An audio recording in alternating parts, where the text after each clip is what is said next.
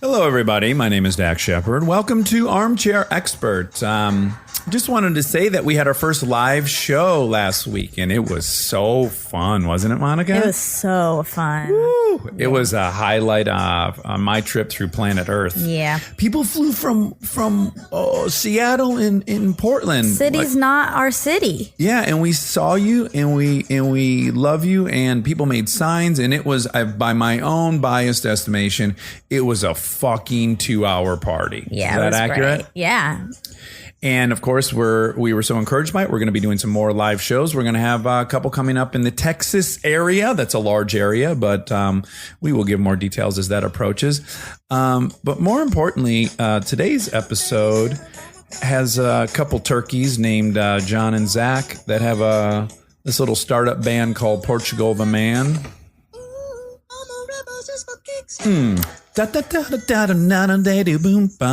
They were so fun, as you will hear. And of course, they wrote this amazing song as they are Portugal the Man. Please enjoy.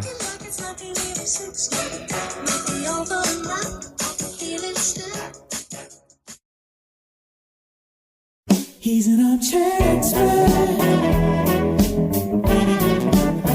He's an armchair expert. I am joined right now by Zach and John, who are, hyper talents. I'm sure you guys know them. I'm sure you're humming their songs in your head as you go about your merry way. And we were just on the topic of caffeine because we're recording this later. Spoiler alert, this is usually we're in like 10 a.m. or something, right? And I love to pound coffee during these. And I was just saying I'm scared because I can't drink coffee during this, so I'll never sleep. And now, please, Zach, take it away when you can drink coffee. Coffee has no effect on me anymore. Oh. God, I wish it did. I'd love this. I mean, it gets me normal. Right, in the morning. Right. Get you well, as a junkie would say. Yes, exactly. I just start out sick, and then it makes me better. You feel some grumbling in your lower intestines. Pretty much. Yeah. I don't even know if it works. It's just something I do. Yeah. I don't even. But how late can you drink it? I mean, I drink it. Right up till bedtime? Yeah, I think so. Really? And will you just go right to sleep? No, I probably don't do that either. But I also don't sleep very well, which could have something to do with the caffeine. Just never really thought about this. Do you I'm take? learning so much already. Do you take anything to go to sleep? No, not really. I just you don't.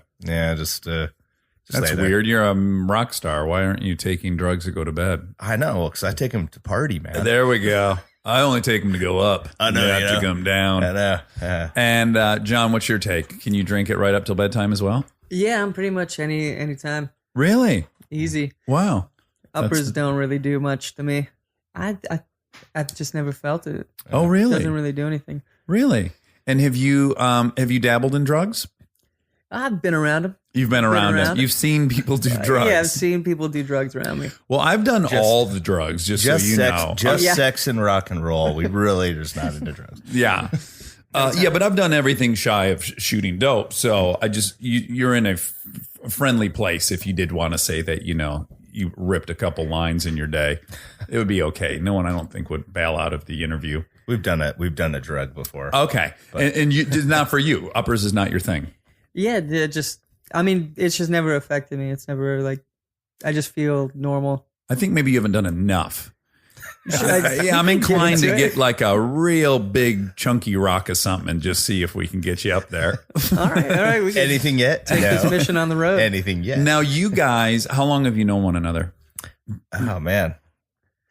Too long? Yeah. Okay, over 20 years, I think. Oh, really? Yeah. And how old are y'all? So I'm 36. Okay, so kids, 16, like high school? Yeah, about that. But you're not from Alaska, are you? Yeah, I am. You are. You're both from Alaska. Yeah, totally. Do you watch that cop show set in Alaska? Alaska State Troopers? There you go. Yeah. You watch it? No, I never watched it. But I'm pretty sure we've had friends on it. And I've seen it. I really wish you had watched it because I need to know if that's an accurate representation of what's happening on the rural roads out there in Alaska. Probably. I don't believe anything reality on TV is very real, but it's probably not far off. A lot of the men that they interact with are armed. That is true. And many of them are very intoxicated. And midday a lot of these interactions are like 11 a.m. and they're They're heavily armed in swim trunks and hammered, and they're on a quad that has somehow gotten ensnared in like a browery bush or something. So far, this is pretty spot It's holding That water. was us. Okay, great.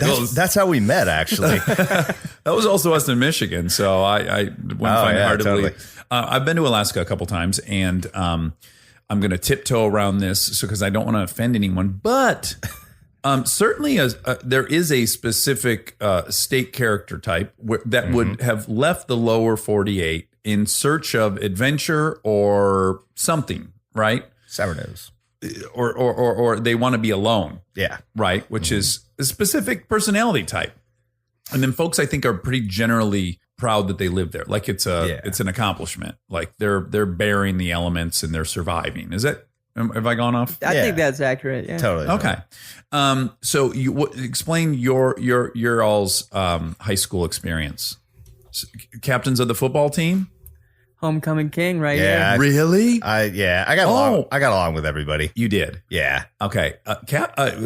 Homecoming king. I mean, that's quite an honor that was bestowed upon you. Were you a great dancer or? No. For Wasilla, Alaska. For Wasilla, Alaska, Sure, they did it pretty right. good. We grade on a curve there. Oh, okay. And so Okay. I you got can be you. a Wasilla 8 is probably, a 3. But where I'm from, you pretty much had to be like on the football team or a basketball stud or dating the hottest girl in school to end up homecoming king. Do you check any of those boxes? He was He's pretty being punk rock modest, in right? school. Yeah, I mean, yeah. he was just the guy that everybody got along with. Uh-huh. And I think, how we met anyway was seeing him play, like he would play in our commons area. Him and his band, they'd cover Cannibal Corpse and Rage Against the Machine and Slayer. Acoustic. And Oh, no. Just- No, They let yeah. you bring amps and stuff. Yeah, we get loud. Really? Yeah, they just pretty much let you do whatever you want. Oh, wow. I don't Okay. know how I don't even how we did that. Because I wasn't like, hey, I want to play. Somebody asked us to, and I'm like, who would have done that? They knew what kind of t-shirts I was wearing. yeah, Right. knowing you after all that, how did you even get into that? Don't remember that at all. And I John, remember- is it safe to say that you thought he was a fucking stud? Like, did you look up to him? Were you like, this dude's crushing. He's jamming in front of the student body and holding his own. He was like, this guy can't sing for shit. I better learn how to sing. I could help this guy out. Yeah, pretty much. No, it was just for me. It was really like eye opening. Like I kind of grew up with dog sled mushers for parents. I mean, For real? Yeah, like parents ran the Iditarod together. Really? And did you have a ton of dogs at your house? Yeah, we had 100 huskies. Oh my gosh. And let people know, just because I've seen a couple documentaries about that, but for any animal lovers out there that might think that is in any way cruel, those fucking dogs love that run, right? Oh yeah, Oh, they live for it. I mean, it's really interesting when you're out there with them because it was my dad's dog sled team, but it's something we talk about all the time, like just us getting them ready to go, how excited they are. Yeah. And we were just talking about it yesterday. Like I've been pulled off the sled so many times because they're ready to go and you get dragged for hundreds of yards just through this chunky ice and snow. And it takes a while to calm them down.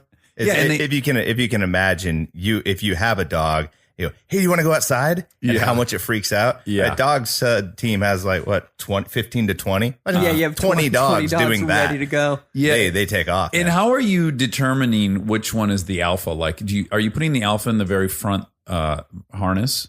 Yeah, you have a lead dog that kind of directs the team, and I mean you can kind of see which dog that is. I mean, there's a dog that leads Just running the the rest of show. them, Yeah. and you can see it in the dog lot as well, like just around the other dogs. Yeah. And how did your folks get into that? What did they do for a living? Can you make a living racing dogs? Yeah, so you can. My parents weren't Did in not. that category. Did well for sure. But the way my dad got into it was we lived out Kinnick Road, which was just outside of Wasilla. And my dad had built a shed for Joe Reddington Sr., who's Okay. one of the founders of the Iditarod. Oh, okay. He's a famous in Alaska. He's like Michael Jordan. Yeah. Okay. Him and Herbie Nyack-Buck. That's Totally. like our heroes. I'm embarrassed to say it. I've never heard either of those names, but Yeah, I mean, you wouldn't outside yeah, of Alaska. But he built a shed for Joe Reddington, and instead of taking payment, he asked if he could have some dogs because he wanted to get into it. And I mean, I was 4 years old. He took us straight out to Trapper Creek, and we went out to this place called Icy Lake, that literally Icy Lake. Yeah, it says it all. Yeah, we lived out there for 2 years. And Oh, we my just goodness. got into it. Are the dogs pricey? Yeah, they can be. Like, what are we looking at if I wanted to assemble a team next year and try this? In the thousands. In the I thousands think. per dog. Yeah, for good dogs. And did he then get into breeding these dogs? Yeah. Yeah. We actually just talked about it. The Iditarod just started a couple of weeks ago, and he said this is probably the last year he's going to have one of his dogs in the Oh, Iditarod. really? And how long does that race last? I guess we were. It's around When did 10 they break days. 10 days? Oh, my. Martin Boozer Boozer broke to 10 days. Yeah.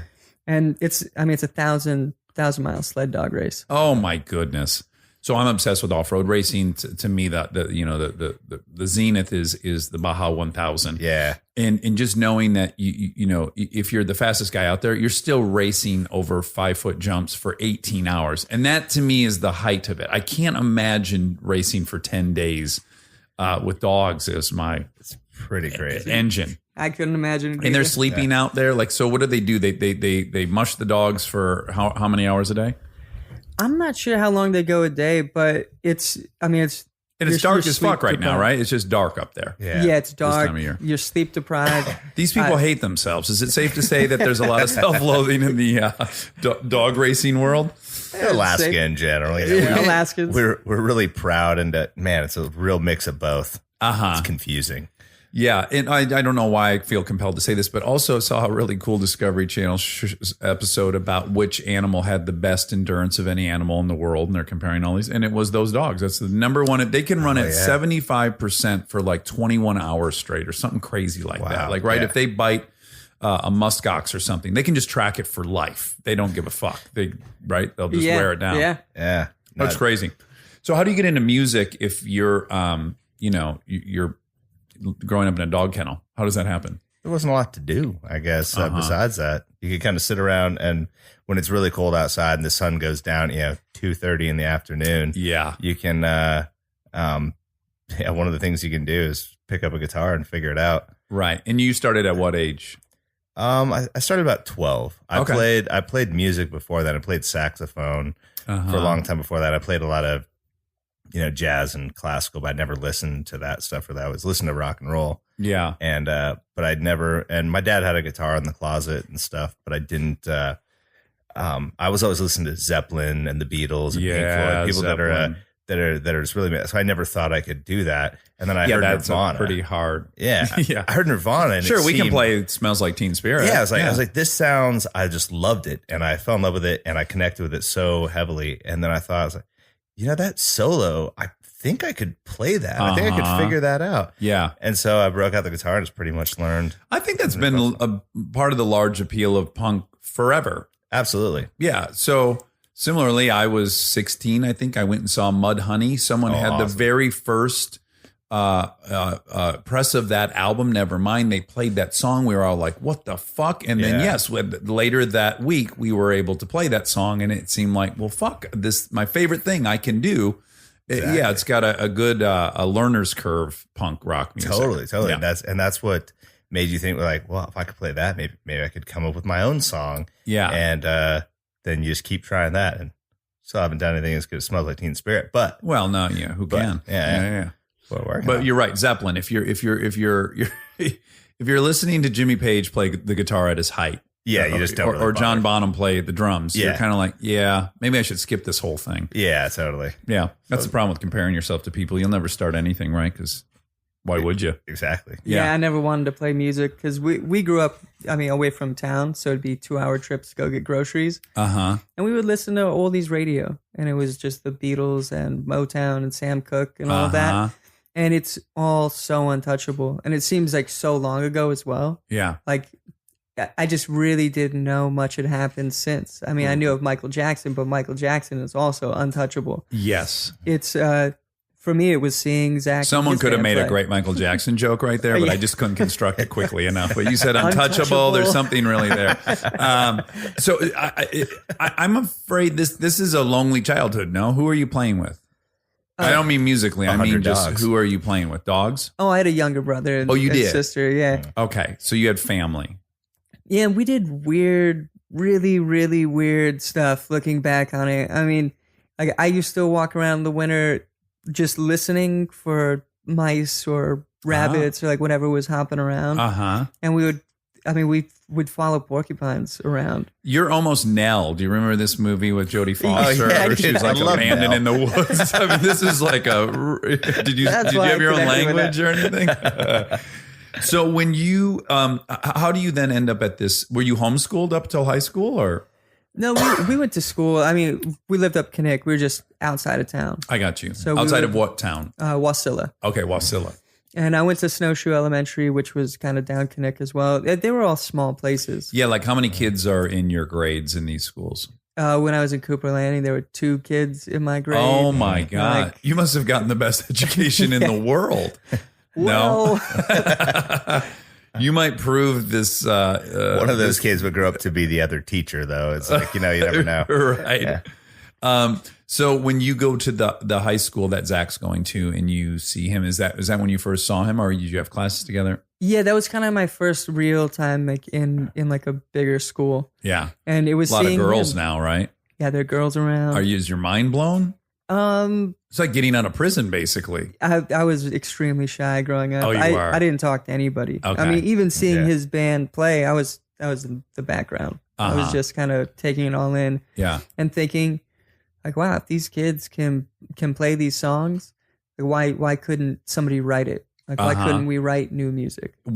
How soon after seeing him do you work up the courage to start chatting with Zach? Well, Is that how it happened? 2 years? No. We were, we became friends through a mutual friend. Okay. And we just kind of, everybody hung out together when we were older and started going to parties and stuff like Yeah. that. It was like, all right, where's the bonfire at? We That's what we did. Bonfires. Yeah, totally. Yeah. Yeah. We light a big bonfire and Uh-huh. there were several different spots. We had the overpass. We had the Any of them by missile swim silos, holes? the- Like, are you also incorporating a little aquatics with these No, parties? not normally. There is pretty cold. Swimming wasn't a Even in the huge summer? deal. Yeah, there's like there's a couple spots to swim, but we never did it. It was never like party swims. Okay. We just kind of go in the middle of the day. I'm just going to tell you, party swimming lends itself to skinny dipping. That's Yeah, really that the sounds only fun. reason. Yeah. Yeah, we totally never did that. Yeah, That that's was a bummer. The lakes in Michigan, very warm in the summer, and I thank God for that. Yeah. We had a couple good ones, but yeah, we kind of met at parties, and it was just we would we'd have bonfires and drink a bunch of beer, and we'd all have our truck doors open, blasting metal or whatever. And there wasn't a whole lot of people who really dug underneath the surface for music, and Yeah. so we started hanging out pretty quick. It was like, oh, you've heard of this band that's just slightly below the surface, Right. And that becomes the cool thing, right? The more Totally. esoteric of a. Yeah, absolutely. So when do you guys, you graduate high school? Do you go to college? I went. Okay. Well, first off, we didn't graduate high school. Graduate. Perfect. Yeah, Congratulations. That was the other thing. So by the time John and I would have become friends, You he left became- high school first, and then I met him later before I left high school. Oh, what's the age difference? Oh, we're the same age. But he just departed. quick. yeah, he left halfway through high school. I waited till like right before. I was listening to way too much like Dead Kennedys and Agent Orange, and I actually had like a 3.6. So I had good grades. I dropped out like 3 weeks before Oh my graduation. or God. something. Just to be like, I don't need Homecoming. this. It was pretty stupid. Homecoming king on the honor roll who drops out. That's a rare story. It was pretty dumb, and I totally had a great What'd time. your at parents school. think about Oh, they were that? pretty pissed. My dad was just like, my dad never thought, and he's like, I never even thought. Like, I thought you could go to jail, you could become a teen dad. I thought everything. I was like, I thought you could die. He never thought that I would ever drop out of high school. It just Yeah. came across his mind, and it's pretty dumb, but. I kind of figured that out pretty quick. I'm like, that might have not been super smart. So I snuck into college and kind of pretended. I got my GED pretty quick, and then I went to a college that didn't even accept the GED. You had to give them your diploma. Uh-huh. And I gave them transcripts for everything except the last quarter. Okay. And I just pretended like I forgot them. And so I was Great. like, oh, can I just enroll and like pay you and get my classes because it's getting late? They're like, yeah, just don't forget to give us that. And they just kind of forgot about it. Oh, that's So great. then I was in college. That's great. I hope that's a lesson everyone learns. But then I, this is yeah, don't do what I do. But oftentimes I found out that if I just don't fill out something, if I just leave something blank on a piece of paper, leave it to their imagination. it kind of works out. Maybe you were the valedictorian. I know, you never know. Stay tuned for more Armchair Expert, if you dare.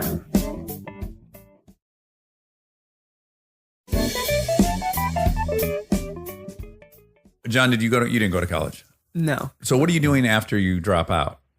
I was pretty much snowboarding and writing working. music. Okay. Yeah, working. I worked construction. I was carpenter, Framed? painter. Yeah. Okay. All that. And so you were also into skateboarding when you were a kid? Yeah. We didn't have pavement where I lived, okay. so skateboarding You was have a out for me. Thrasher magazine hat on, which is Yeah. obviously Well, you watched That all was the our skateboarding. circle Yeah. of friends. Like Okay. our I whole was into circle skateboarding, but I lived a little bit closer. I was in Wasilla. Yeah. And he was a ways out. You're such an enigma, Zach, because the fact that, again, you were a homecoming king and you were into skateboarding and all this stuff, it just really, it's fracturing my known paradigm about what happens in high school. And that's great. We Well, like it when people do that. Are to the him. exception to the rule. Yeah. Yeah. Wasilla's just a little smaller, so it's not like when there's like say there's Tom bars, Brady's and- not going to be in that town. There's just Yeah, the population won't support a Tom Brady, Exactly, right? yeah. And there's just like everybody's kind of stuck there together, and so That's great. yeah. I would imagine again, I'm basing this on nothing other than it gets dark a lot and there's not a ton to do. I'd have to imagine the imbibing and getting high Yeah. and drunk is pretty rampant. Yep, pretty Yeah. rampant. Yeah. yeah. We And got culturally, it's fine, right? If you're fucked up all the time, that's great. No one cares, right? yeah. It gets pretty dark. Pretty dark in every way. There's a lot of drug problems and stuff that happened pretty quick. Really high suicide rate. It gets pretty, but it just depends on what you're into. Yeah. We never needed the sun, man. We're like we're those people that Yeah. I like metal. When I was a and drug horror addict, I movies and fantasized about moving to Alaska. So Yeah, it's it's great. like- The sun will never come up. Oh, I don't it's have to- perfect, I right? don't have to put towels over the yeah. windows. But then in the summer, it's rough. It's just up the whole time. That's when I was there and I could not stand it. I already am an insomniac, and then it was just torture. Like, Yeah. looking out the window at 4 a.m. and it's just bright as hell out. It's so weird. Yeah, it's very weird. We grew up with this, so it doesn't really bother us. But a lot of people we bring up have trouble sleeping. In a most pronounced way, it is like a physical embodiment of bipolarism in humans. You know what I'm saying? It's like it's one gigantic extreme or the other. Pretty much. And I can't imagine that. Yeah, that wouldn't like trickle down somehow into folks. When do you leave there? When do you leave Alaska? I left when I was about 19 or 20, and John came down about I was about 21. 21. Oh yeah, okay. After Zach had already left. Yeah. And where did you go, Zach? I went to Oregon. Oh, So I went okay. to Western Oregon. That's a good starter state if you're from Alaska. Yeah, totally. It's still has vaguely trees. similar. Yeah. A lot of rain. There's a mountain I can see. Yeah, a lot of rain. A lot of people are very they like the outdoors, and it was cool. Yeah. So yeah, we moved down. I moved down. I tried college, and I ended up starting a band with a bunch of other Alaskans. We started doing shows, and people started liking us in but we had- Portland. Yeah. But we had no singer. Okay. And we were all kind of singing, splitting up the duties. We're doing okay, but nobody could really sing. Yeah. And we found out I was playing music with John for a while and stuff, but once again, he was very shy. I had no idea this dude could sing Yeah. at all. How did you discover this? Well, we found out just we got his CD. He had started a band up in Alaska, and I think Joe told me, he's like, "Did you know that Gourley is singing for a band?" I was like, "No way! Are you There's sitting no way down? he's singing." John sounds like a goddamn bird. I know, yeah. This we put it in. motherfucker's got pipes. I know. We put it in, and everybody would just look around. Like, did you know he could sing? Did you? We all knew it. We're all friends, and we played music together. Yeah. And but we usually just yell or something like that. I knew he could yell. Yeah. And And John, what was your confidence level when you were singing on that CD, that first CD? Are you nervous about it, or do you know that this you can do this? No, I felt really weird about it. I honestly, I always just liked writing music. I like the idea of putting together songs and structuring things out. it was something I always did growing up. Like I would take cassette tapes and I would edit songs. Like this is the way I would have arranged it. Okay. Your confidence singing was not out of the gates high. Yeah, I the only reason I made this music anyway was because I really wanted to write my own music, and I wanted to find somebody to sing for us.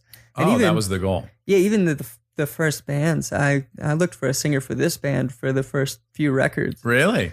I mean, I didn't want to do it. I still don't really like doing it. I'd rather have somebody else step in. Is that true for both the studio and stage, or just stage? Or how are both. you in a studio? Still nervous and... Yeah, I mean, pretty much everything we do, we have to shuffle everything to the right a little bit just to put it in the pocket. I'm always a little bit antsy. Like I'm not the most confident singer. But I just really like. It makes you music. incredibly lovable, though. Who won a Grammy? That's so great. Yeah. Come on. It's not what you're expecting from the But I think there's that's certainly common in acting. I'll be on set with people who are, from my point of view, terrified of acting. It's so interesting, and then they have a lot of different tricks they have to do to get in the zone where they'll do it. So do you have like a routine you do? For the longest time, I didn't face the crowd. I would just kind of play backwards. And face our drummer, and I'd play with him because I genuinely just like playing music. Jamming. Yeah, I like seeing what he's going to do and kind of riffing off of each other. And it just over time, I've kind of turned to the audience. Yeah. And it's about then 20 degrees a year. And he started off straight up back to the crowd. 180. And then, a couple years later, he's sideways. And then eventually, we're like, all right, look at that. Maybe he'll just keep rotating as you age. Turn back around. Right where that he is started not, from. I could absolutely see that happening. So you don't have any. So one of your tricks was to just fucking ignore that there are people behind you. Yeah. And then any other techniques that have evolved over time? Yeah. Have you ever taken a beta blocker? No, I've never done that. You haven't? Okay, so there's a great documentary called Bigger, Stronger, Faster, and it's really asking the question whether steroids are implicitly bad or not. There's not a lot of long-term studies whether they are or they're not. And then it kind of goes into all these other ways that we accept cheating. One being, you could get LASIK to change your eyesight if you're a pilot. There's all these things we can do to augment, whatever our profession is. And they went in this long part about most symphony orchestra musicians take beta blockers before they audition because, it just helps them profoundly. And it doesn't alter anything. It just really keeps your blood pressure from rising to a point where now your brain gets really busy.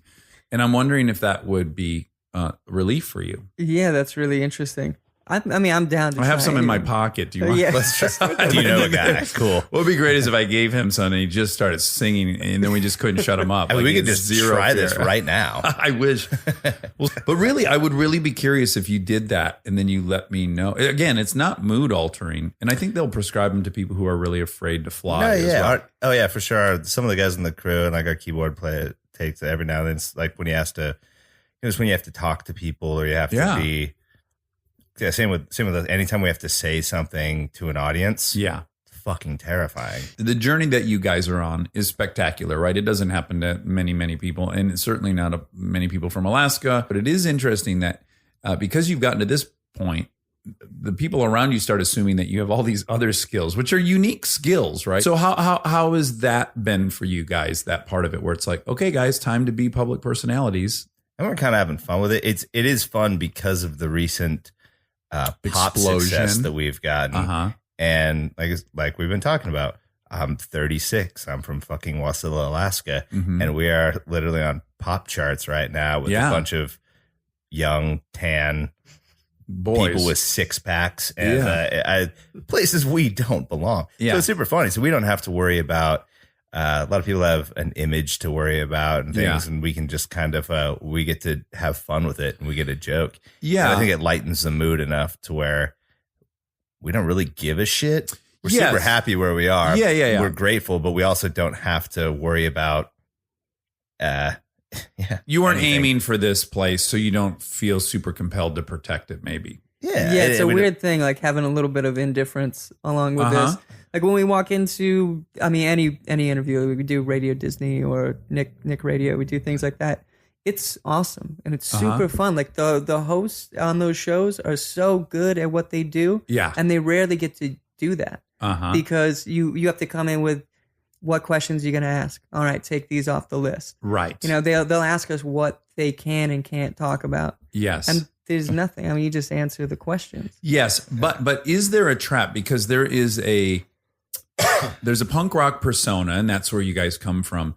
And I remember when we were a kid, like the many different bands we were accusing of being sellouts without any real understanding of what we even meant by that, right? Yeah.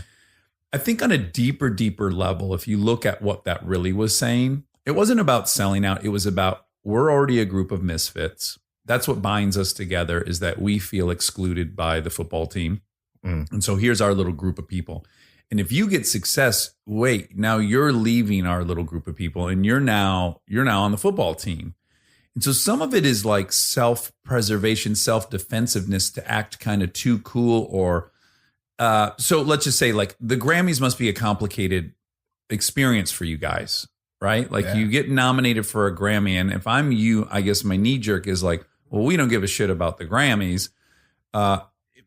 For self-preservation, because the Grammys aren't going to always call, and on that day you're going to want to go, oh, I didn't give a fuck about that. Well, here's the thing: is the difference is we totally give a fuck about the Grammys. Oh, good. Yeah. Okay. But it's different. It's we care about the nod from the Academy. We and our peers as the song that we wrote. We are super proud to be nominated. We're super proud to win the award. Yeah. But when it comes to like, you know, getting dressed up and the party, I think that's a little more the thing. The Feels uncomfortable. the ceremony Yeah. is not so much The pageantry. yeah. It's, I've been informed, I didn't see it, but I've been informed someone wiped their ass with the Grammy. Who did that among you? That was me. Okay. but it's not exactly what you think. Okay. It's kind of what you think, but it's not exactly what you think. Yeah. I can only visualize so many ways of fake wiping your ass with a trophy, so please enlighten me on what happened. You don't actually see. So most people would have gone back to front, but see, I went front to back. This is genius. So basically, all I was doing, there's this really funny, like Liam Gallagher moment where he gets like, I don't know if it's a Moon Man or a Mercury Award, and he mimes like he's shoving it up his ass. Okay. And our keyboard player Kyle had looked at me when I got handed the Grammy, and I just like fucking with him because we think shit's funny and we're Yes. idiots. Yeah. I motioned like I was gonna shove it up my ass, and Kyle thought it was funny, but the camera cut away as soon as I brought it to my ass. Oh. Which, I mean, I was So in your shoving it up defense- my ass. I love that your defense of I didn't wipe my ass with it was no, I was actually shoving it up my ass. That's But- a great defense. Not It wasn't a disrespect. disrespect with it. Yeah, It yeah. was just a No. stupid- I did respect not for wipe my Oasis. ass with it. I was 69ing the trophy, and then I went to ATM. Yeah. straight back. So, okay, so I get that. So you were just making your friend laugh. And I would imagine in a situation like that where it's very easy to be self-conscious. Like you're on a stage in front of all these people. You're like, there's cameras. You know which one to look at. Blah blah blah blah blah. Terrifying. A little bit of comfort is anchoring yourself into the person you know, right? Who's right next to you. Like, is that what's happening? Yeah, exactly. We were just being ourselves. Like Yeah. we're idiots. Like if we were out there thinking about the fact that we just won a Grammy in pop. Not, I mean, we're not even in an alternative category. We didn't even get nominated in alternative. Despacito. Yeah. it was- Oh wow, Yeah. that's like the song you're up against. Yeah. Oh wow, That's crazy. That's impressive. And then now, did you say "God bless Satan" or something? What did you? Ooh, God bless Satan. God bless That's Satan. good. That's because that's Man, I'm gonna buy that's this. I just said oxymoronic. hail. I just said hail Satan. You but- said "Hail Satan." Okay, yeah, but that's And- pretty good. And I'm assuming you're not actually a Not actually a Satanist. Satanist, no. Yeah. I don't even. Isn't it funny when we were kids that was like a real thing people were concerned about, like the Memphis 4 or whatever. Yeah, these yeah. poor kids who got sentenced to prison because they thought they Satanic worshiped panic. the devil. Yeah. That was a real thing when I was a kid. Like people were very. And my buddy Trevor, his older brother, had a Rodney James Dio poster in the basement. And I went down there and I was pretty terrified of it because I was 8 and it was like upside down crosses. And Yeah, totally. I wasn't even religious, but I was like, oh, this is some dark stuff. Yeah. Yeah. I mean, that was all the music we listened to growing up. And so that was the shout out to that. And then also, Was there a blowback or a reaction to that? There kind of was. But you look, I gotta be honest. Your sweet voice, you need to be in comedies because just the pause and then, well, yeah, there kind of was. yeah, It's almost an Owen Wilson. Okay, yeah, tell me what it was. Yeah, it was just. It was stupid. I mean, the reaction was actually like really positive. Okay, I mean, I'm sure your everybody was fans stoked. loved it, right? Yeah, I mean, they know us. We've been a band for 14 years. Everybody that's been around us knows we're idiots. That's Right. the shit that we do. Yeah. we entertain ourselves, man. We're not, some people are Justin Timberlake, he's an entertainer. That motherfucker can entertain. That dude Dead can person. entertain. Yes. We can we're just figuring You've out seen how him to entertain dance? something. Yeah, he can do everything. Ugh. But we entertain ourselves. Right. We're really good at that. Yeah, good. That's Yeah, where yeah. we truly shine. You know how to stay in your lane. Yeah. Where does the Grammy reside? We haven't gotten them yet. Oh, you haven't? Apparently, you have to fill out some paperwork. Okay. I wonder if they'll like 1099 you. They'll go like, oh, this thing has a value of $8,000. I'm pretty sure somebody asked to buy it. I Really? think, but I'm pretty sure our record label will cover that for us. I am excited to get it and give it to my mom. So you won for Feel It Still? Yeah. Yeah, which is a phenomenal song. Thank you. Yeah. That's how I came to know of you guys because I've long since become a dad and I don't know any new music and I'm boring. But that song is gigantic, right? It's a fucking juggernaut. Yeah. And what are the metrics of that these days? What is it? Views and downloads, single downloads, and all this. Yeah, they have. I don't know who came up with the system to kind of make the equivalence of what a sale used to mean, but now they consider it's a whole lot more math now. They consider streams and from YouTube, Spotify. All those things. So yeah, I think it's about is it 1,500? I think 1,500 streams equals one sale. Okay, because that you're making whatever you're making 4 cents on a stream or something. Yeah. There's like 4 cents on a stream. Oh, that would be insane. No, it's fractions. Oh, okay. Fractions of a penny. But whatever it is, it adds up to $1.29 purchase on iTunes or something. Yeah. Okay, so so how many downloads are you guys at with that song, or roughly? Last time I checked, there was 250 million streams or something like that. It was Jesus, Jonathan. I think that was I think that was before the Grammy too. Actually, I have not even. And you got a Grammy bump? Do they call it a Grammy bump? Yeah, yeah, pretty much. Yeah. Okay, and it's crazy numbers that we didn't know really existed. But as far as it being monetized, do you guys see that money or no? Are you guys fucking loaded or what? Nah, not yet. Our business manager keeps saying next quarter. Oh yeah, that's their we'll famous know next quarter. quote. Yeah. I hear we have nothing to compare it to, because we've never really made money from music. We do, we play shows and stuff like that. You can sync to movies and right, yeah, TV you're shows. licensing, and that's kind of how you do it now. But we've never had a hit song, and apparently it's wildly different. But we don't really know yet. But I think we're gonna do okay. Yeah, and I would imagine your expectation, because what the music business is, what it is, that's not even you're not expecting that to be your big revenue stream, right? You're going, oh wow, that's great. Now our tour will be much bigger. Exactly. Everything. Slots get better at festivals. More people hear about us. More people buy tickets. Yeah, it's all. That's the business you're in, right? Performing live. But apparently, the song could make us some money. But that's great. That's awesome. But I mean, we were fine before. We don't really. You don't care about money? No, not really. How?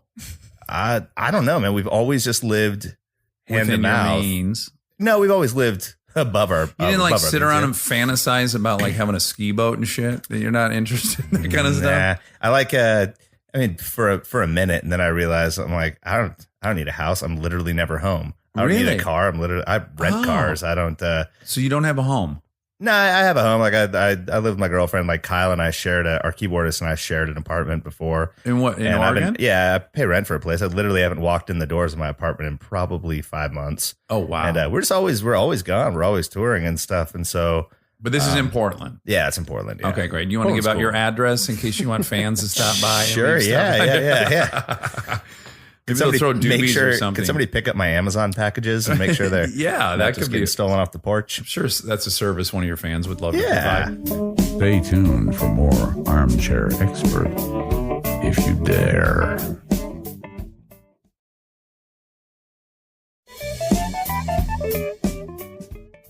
And how about you, John? Do you have a home? Yeah, I have a house with my wife and daughter. Wait a minute. You have a wife and a daughter? Yeah, That's great. How old's your daughter? she's 6. Oh, wonderful. Is it not the greatest thing of all time? It's pretty fun. Yeah. Do you, Zach, watch John and go like, I got to probably get this. I got to get one of these. Oh, for sure, for sure. But we lived together for a long time, all the band and crew in one house. So I lived with his daughter with him and his daughter for 4 years. Oh my so goodness. It's it's pretty, it's, I feel very, very close. She's my best friend in the world. And, That's so- great. I'm glad you have yeah, that. I definitely want to be a dad for sure. It's Yeah. just, it's tough now, even gone even more because of this stuff. But yeah, Yeah. definitely. But you're good. You're 36? Yeah. Yeah, I had one at 38. Things Okay, are fine. cool. Yeah, Good, I can good. All right. mostly bend over to get their stuff. Cool. Yeah. it's my getting back's harder. going to go out any day, but I'll take care of that before then. And John, how do you juggle the wife and kid while touring so much? Do they join you or? Yeah. I mean, Frances toured with us. Our daughter toured with us for the first 2 years. Oh, okay. And my wife sings with us. Oh, she does? Yeah. Oh, that's great. And you like working together? Yeah. No, Yeah. it's great. You got a half smile on your face. She's really good. Yeah, she's amazing. Yeah. It's funny. We met as artists. Like Okay. I do a lot of our visual art, Mhm. and she was an illustrator in England, and we got connected through another artist. So she is English. Yeah, she's British. Yeah. Okay, I want to hit you with something right now. We often veer into the world of anthropology, and we're going to do it right now. All right. And you have to bear with me. I'm going to have to tell a personal story. Some of our listeners hate that I get derailed with this. But when I was young, I went on a ski trip to Vermont. I met a young lady that was from England. She was from Manchester. And we went snowboarding together. And then that night, we all drank some beer together. Then we started hooking up in the walk-in closet of my buddy's dad's hotel room. Things were escalating. I'm thinking, this is moving very, very quickly, much quicker than I'm used to as a 16-year-old kid. Lo and behold, we have sex. That was always a huge mystery to me. I didn't understand why that went like that. Years later, in college, I'm reading this study about why such a huge number of English women became pregnant by American GIs during World War II, and yet almost no English women became pregnant. No American women became pregnant by the English GIs. And it's because culturally in England, the woman is the pursuer and the man puts on the brakes. But here, of course, the women put on the brakes and the men are pursuing. And so when Jenny and I got together, neither of us had a brake pedal. We were just like, go, go, go, go, go. And I was finally like, that's the explanation. That I needed that explanation because it felt way too good to be true. Did this happen to you and your wife? That makes sense. No, I wouldn't say it was. And I'm like not that. trying to say that your wife got with you too early. I'm just saying, was at any point did you go, this gal's down to party more than normal? No, I mean, now that you're saying all this, it definitely makes sense. Just the way we met and everything. Oh, wow. Okay. Monica's got a real I'm cross look on her. I'm really skeptical. Well, Not that of really- you, but That really was a paper I read in college. I didn't Yeah. make any of that up. but could it be the pregnancy wise? Could that be like condoms and stuff? Could that Well, just no, be the like point a was- different Yeah. cultural? Well, but that was but that was going to be universal between all four parties, right? The question is, why were so many American guys knocking up? It's just proof that they had sex. So there's way more sex happening between the American men and the English women than the English men and the American women. Or American men just wanted to prove it, and British are gentlemen. Yeah, you're right. Yeah. Yeah. The British Yeah. dudes are the ones that go, no, we should wait. It's just cultural. No one's to blame. That's just how we grow or up. They just don't talk about it. Yeah, they just don't talk about it. Yeah. Americans just want to have the They kids to do. prove that they had sex. Yeah. Oh, okay. I had The this British child. are just See, like, I had yeah, I had sex sex. once. Okay, but did you feel at all that your wife was like, oh, she's pursuing me as much as I'm pursuing her? No, I didn't know she was a girl at first. When we first met, This story just took a super interesting turn. Online. You should probably say online. online. Just got a boner. I was so excited to hear where this story was going. She definitely looks like I a didn't know girl. if she was a girl. She definitely looks female. That was. I didn't know if he was a girl or not. Okay, so So basically, this artist connected us over email and said, "You two have a similar art style. You should meet and collaborate on something." yeah, like a And- child. So she was a part of an art collective, and she had an art name. Like, I mean, artists. It was have these- ambiguous. Yeah, I didn't Yeah. know who I was talking to. I didn't Unicorn see photos 85 of her. or something. Do you remember her art name? Schoolboy Error. Yeah, that's very confusing. Yeah. I would be certain I was talking to a schoolboy. Yeah, I was confused by it, but yeah, we were friends for a long time. Over email. Yeah, This is really cute. Before you found out her gender. You were Yeah, friends for a long yeah. time. Wow, interesting. And is there flirting that starts happening in the emails? no, I mean it was like literally, it was just art. Art. That's all we talked about. You're both painters? Yeah. Okay. And when do you meet face to face? 2006, 5? Yeah, it was on her first record. She happened. Her dad had moved to Falls Church, Virginia, and yeah, we happened to be passing through playing a show, and I invited her out to a show because we were playing close to there. And it's a gangster move. Yeah. It beats Totally. dinner. When she showed I'm playing up, a show. Yeah. got a show. When she showed up, she thought she was coming to an art show. Oh, that makes So- sense. And you Yeah, it thought was- she was a boy, so there was just a lot of confusion. There was a lot of confusion. for Wow, I like that. And how big were you guys at that time? How big is this show? Hundreds of people or 1,000 sure. people? I took her out to Church's Chicken, Hell yeah, dinner. you did. Love and that chicken was soup. my per diems for the week. Yeah, pretty much. Yeah. You blew it all worth. there. Blew it all, yeah. Well, you wined and dined the shit out of her Nah, at dude. churches. The show is $15. very small. We were probably playing for like 40 people, maybe.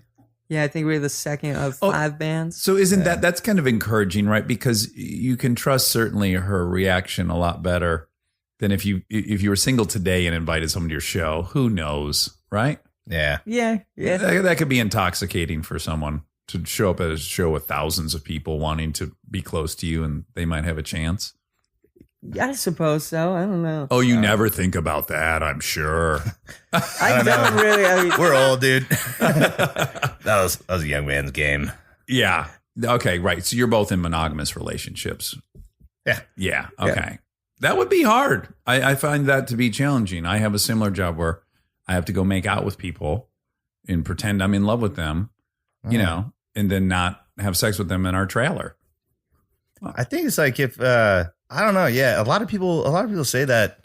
Ask if that's hard. And honestly, I've never had a problem with it really. But I mean, Oh, really? I've been single in the band. I've Yeah. like, you know, it's you never. But we kinda- suffice to say, we have, a lot we of have, us- we have a pretty good rule with that. Like we don't try to do that kind of thing. It's man, that's just not fair. Like It's it's skeezy. you're a guy in a band. Like anytime I see we tour the band that kind of gets real skeezy with particularly with fans. Right. I'm like, come on, man. You're already a dude in a band. You're already up on stage. Yeah. Like I see a guy that's already, you know, handsome and in a band and popular and stuff. I'm like, you're already shooting fish in a barrel. You don't need to use a machine gun, man. Come on. like, Okay. So you feel like the power dynamic is just not. It would be we don't unethical. use that. It's a. I mean, Right. it's a. You know, we Okay. don't use But that. so great. Or So don't this is fertile ground for us. to- abuse. Yeah, it is. Don't Yeah. abuse that. Yes. Okay. Well, first of all, that's really admirable, and I'm Very sincere respectable, about that. yeah. It's really, really. I hard. was so horny when I was young, and I just can't imagine not. If someone was willing to have sex with me, I just can't imagine not doing that. Yeah. Personally, We also give each other so much shit. sex. Yeah, we give each other so many hand jobs.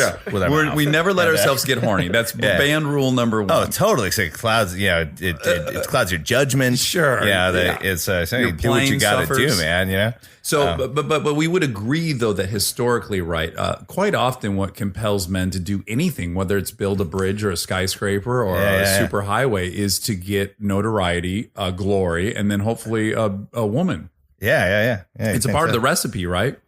Yeah, I suppose it is. It's a weird thing though.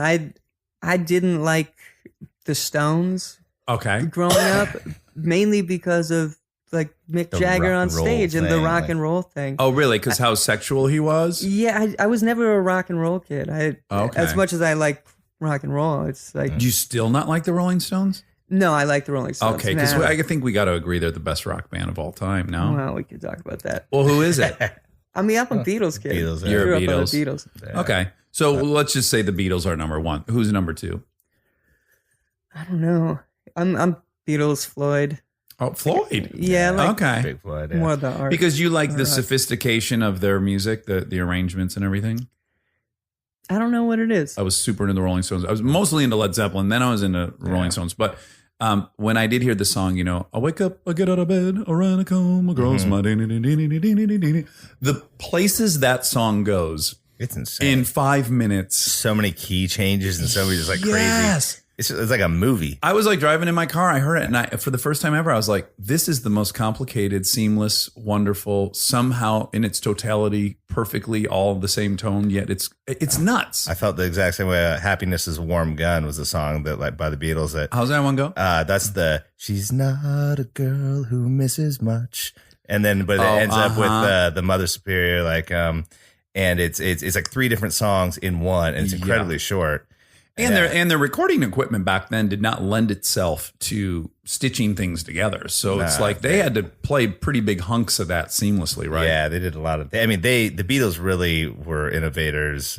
They really paved the way for modern music production, and they were the first to do a lot of things. Right. Stones always had rad production too, though. Their production was like. I just think like rock and roll, the actual word rock and roll, what that elicits emotionally to me is so perfectly encapsulated by the Rolling Stones. Just the guitar licks totally and is, the fuck you of it all. Yeah. And if you watch, there's that great, have you guys seen that documentary about them called Hellfire Hurricane or something? Oh, I haven't seen that. No, somebody's just talking about it. You guys gotta I'll see check that. out. Yeah. There's a couple great things about it. One being, they were, I mean, you mentioned Liam Gallagher or whatever earlier, right? In his routine was kind of that he hated being interviewed and he was a misanthrope, whatever. But they were the original of that. They were just touring the world. They were the biggest thing in the world and they didn't give a flying fuck. And it's crazy people would continue interviewing them because they were really just bailed out during it. And then the fact that they would go away to an island, just do drugs for like 2.5 months and come out with Sticky Fingers or whatever album it was. Yeah. Is pretty incredible. Pretty amazing. Yeah. Who are you guys emulating? Who are you aiming towards? And did you ever have that conversation? Yeah, kind of. It was for me. It was hearing Wu-Tang for the first time. Okay. And I mean, just to bring this around, because Wu-Tang's obviously hip hop, and we're not hip hop. Right. Growing up on the Beatles, the reason I was into the Beatles and the reason I was into Floyd was probably more the lyrics and just I live in the middle of nowhere. I have my imagination, and you can create these characters, and everything with their music was so visual. Like it was like they're telling stories. Yeah. I think growing up on Motown and the Beatles and these things, hearing Wu-Tang was like, that was the biggest eye opener for me because it was hearing, I mean, talking about that era, there were a handful of mics and there's a handful of guitars and there's a handful of amps. The stuff that RZA was sampling it was just like so perfectly that era. Even if you don't know the song, you know the sound of a mic on a piano from that era. And that's what made me want to play music was like, could I just write a 4-bar lick and loop it? Can we figure out how to use drum machines? It was really getting into using that stuff, like using more software and things like that. And there's a neat thing to point out here about art in general, which is it's okay to be copying people because in a weird way, when you copy someone, it goes through your filter. You can't actually copy someone. Like you'll hear so many, I don't know if you guys listen to Stern, but he'll have legends on. Almost all these legends were trying to be somebody. Oh, for sure. Whether it was the Who or whatever. And just, it can't help but pass through your filter and become the thing that you could make, right? So do you think it's important for people to kind of lighten up on themselves and just go ahead and aspire to something and let it pass through you and become something different? Yeah, totally. Man, it's funny when you think about Oasis. I mean, just Oasis talking about the Beatles and straight up using Beatles lyrics and Beatles melodies and Stones and everything they did. It's everything everybody's done is built on something else. I mean, just the thought that somebody would think that they're fully original. Tom York is not fully original. Like Radiohead Right. is not out of nowhere. Right. They're referencing things, and that's what music should be, and that's where it started. It's Woody Guthrie and Pete Seeger and Bob Dylan traveling from town to town, telling stories with a guitar. Just, this is my experience, and then you give it to somebody in that town. They create their own thing with that progression and talk about their experience within this structure and this melody. Yeah. So what's obvious to me about you, John, is that you know the history of all this, right? And I have to imagine you have a pretty romantic vision of what all that was, like Bob Dylan traveling around and doing these things. Did you have just a general romantic view about all this stuff? I don't think so, actually. No. Probably not. Yeah, I didn't even listen to Dylan a whole lot growing up. Oh, okay. To be perfectly honest. Yeah. They're all It's kind of just- things we've learned. Yeah, it's things that you pick up along the way. I mean, we listen to it. We listen to Roy Orbison. Uh-huh. But when you grow up listening to all these radio and everything that my dad had given me, like AM radio, you get 50s and earlier stuff. You get early blues and bluegrass. You start to connect, well, that's clearly this song. Yeah. And that was clearly borrowed from this person. And then you hear Smokey Robinson wrote this song for this artist. Yeah. And I think it's something that's kind of lost today. Mm-hmm. And I see it in publishing splits. When you go into the studio with people, there's the guy on the couch who wants 20% because he's one of the 5 people that were in the room, whether he played on it or not. Right. And I think the whole idea of thinking about who's in this room and like what is the percentage of the people in the room, like, do I give the cut to the person on the bus that was telling that story and I picked up that lyric? Right. Like, how do you divide that up? Like, Yeah. how do you measure that? How do you guys divide shit up? Do you all split? I take it. You take it. That's my. He doles it out to us weekly. He'll throw some change on the floor every now and then. He cuts a very small hole in his pocket as he kind of wanders around. And we just follow him around all the time. And okay, no, so it depends on every song, you know. Depending on who actually wrote it. But it's Yeah. not just like some bands go into it right, and it's just an even split no matter what happens. Yeah. Right? Totally. We don't not all of us go into the studio. Right. Not all of us. And when we're there, we don't do the roles that a lot of people think we do. Like, I play bass in the band. I hardly ever play bass in the studio. I like helping with lyrics and stuff. More than okay. that. Like, that's my thing. And we all we do a bunch of different things, and everybody has their strengths in certain spots. And some people, certain people come in a lot at the beginning and then leave for the end because it's just like, we all just kind of figured out, we're all wildly different people. Right. And we figured out where everybody does the best. And sometimes sometimes the situation was like, I'm not going to help the situation. So I'm going to leave. Yeah. So how do you guys navigate? To me, that the hardest part of being in a band would be, well, the greatest thing would be the camaraderie. You guys are in an army. You have a shared goal and objective, and you're doing it together, and that's awesome. But how do you guys navigate egos? That's You not ditch really, it. yeah, there's not really we keep There's each never other. any friction. Oh, there's fighting all the time. every There day. is. Yeah, Okay, yeah. good. But it's not really ego fighting as much. Like, everybody, we shed that of all. We constantly just talk shit to each other. Okay, all day. so I'm just gonna recap a bit because you didn't get into this to get ass, which is interesting and very evolved of you, and I'm proud of both of you. I mean, I've not been. I'm not an angel. Okay. But clearly you guys are- We don't get after. We're pretty nice boys. Okay, and then I've but had even sex John before. was put off by Mick Jagger's gyrating hips and voluptuous lips to some degree. So that's interesting. And then you guys aren't egomaniacs, which is suspicious to say the least. And you're not fighting each other a lot. So I guess my question is, what's the engine? You know, what drives the creativity? None of us are very like techno, except Kyle. And Kyle's the guy that our keyboard player. He'll go and he'll play. He'll stay up jazz all night standard or playing classical piano. So that he works on getting technically better, and our guitarist does too. We don't really work on chops or anything like that. It's Okay. more about like we we were never the guys that just stayed in our rooms And all day. shredded. And practice to get better. We practice. All we want to do is we keep wanting to outdo ourselves, and we want to write a better song than the last one. Yeah. And I think But even if you're not in there doing scales and whatnot, we're always writing songs. Yeah, it takes a lot of time. It's a time commitment, right, to be massaging all these songs and everything. And so, John, is there anything that about that process when you started doing it that gave you relief at all, or just felt nice? I think for me, when it came to, what drives me is, I'm a competitive person. Okay. It's not ego.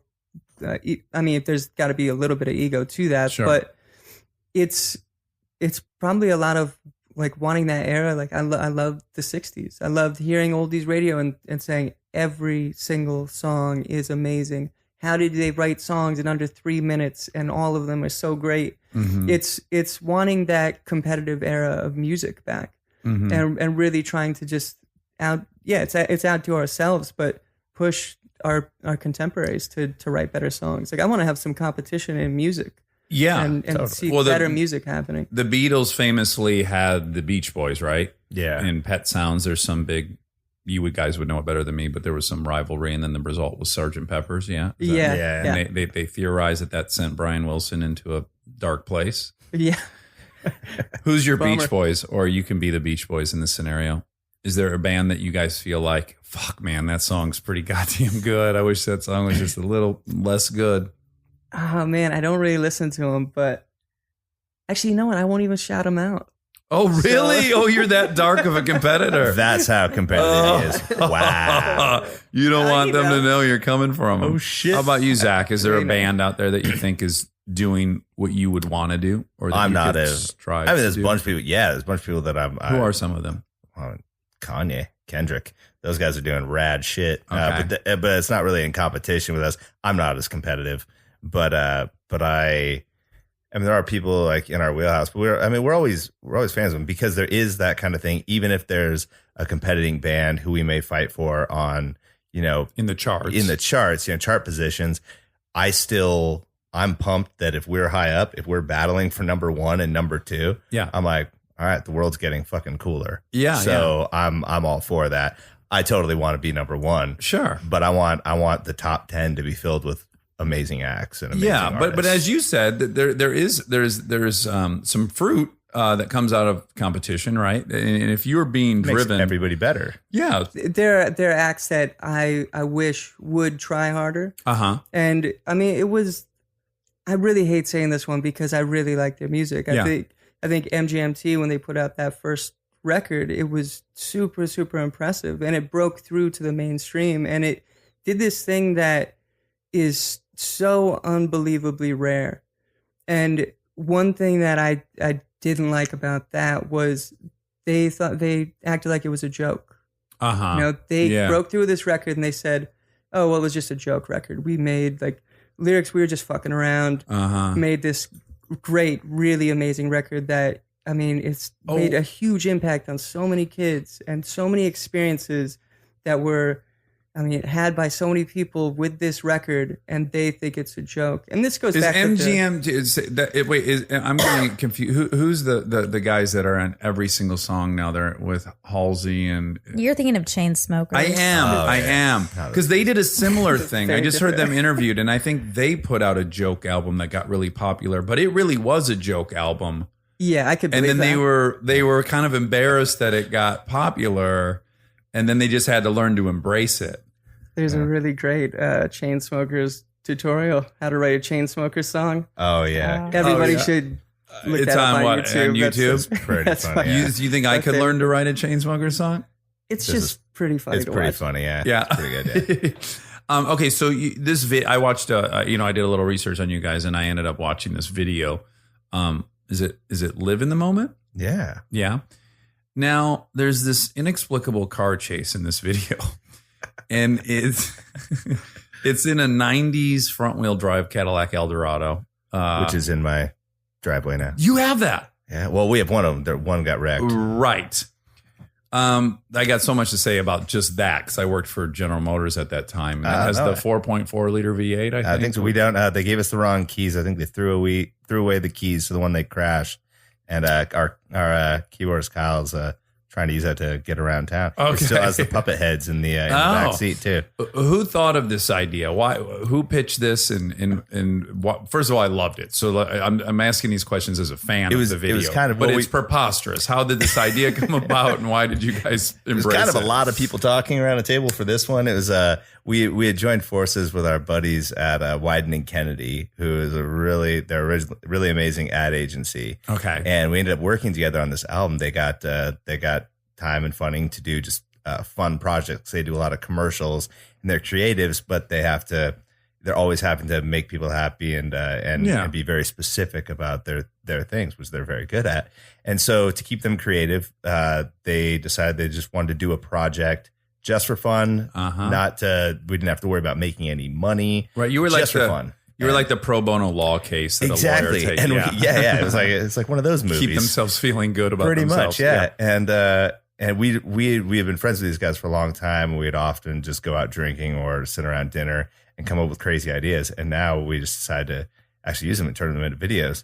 So it was originated from just stuff that we grew up with, skate Sabotage. movies. Yeah, totally. Yeah, there's a total sabotage influence. Definitely in a there, sabotage feel for that. That's Spike Jones, right? Yeah, Directed? totally. Videos. It's the best. It's the best video ever made. Yeah, seriously. Yeah, And, Welcome to Hell. Yeah, totally. Welcome to Hell, like 90s skate movies. And then obviously like, puppets. And we grew up on total Muppets at Pee-wee's Playhouse. And and so we wanted to kind of just have a ridiculous 90s video that we thought would be funny. We wanted to have giant puppets, and boy, it was really, really fun to do. Yeah. And who jumped the Cadillac? That was a stunt, man. They wouldn't let me do it. I tried. Yeah, I've been in similar situations. Yeah. Do you guys have any interest in cars? Not a ton. Yeah. Our you said you don't guitarist own one. Yeah, well, kind of. Like I have the van that we toured in forever, and we have that. But we're home so little. I usually just do you guys drive tour down on to buses now? Yeah. Can tell you one 2-second funny story. Oh yeah. So my wife's friend is this actress Jennifer Carpenter. She was on Dexter. She comes over to visit the house. She brings her boyfriend. His name is Seth. All I know is I've been told he's in a band, and I'm slowly trying to evaluate like what kind of band he's in, And I go, so you tour a lot? And he's like, yeah, we tour, whatever, 150 days a year. I'm like, oh wow. And you're in a van? Yeah. He goes, no, we're in buses. We got a few buses, and I'm like, you're in Prevost.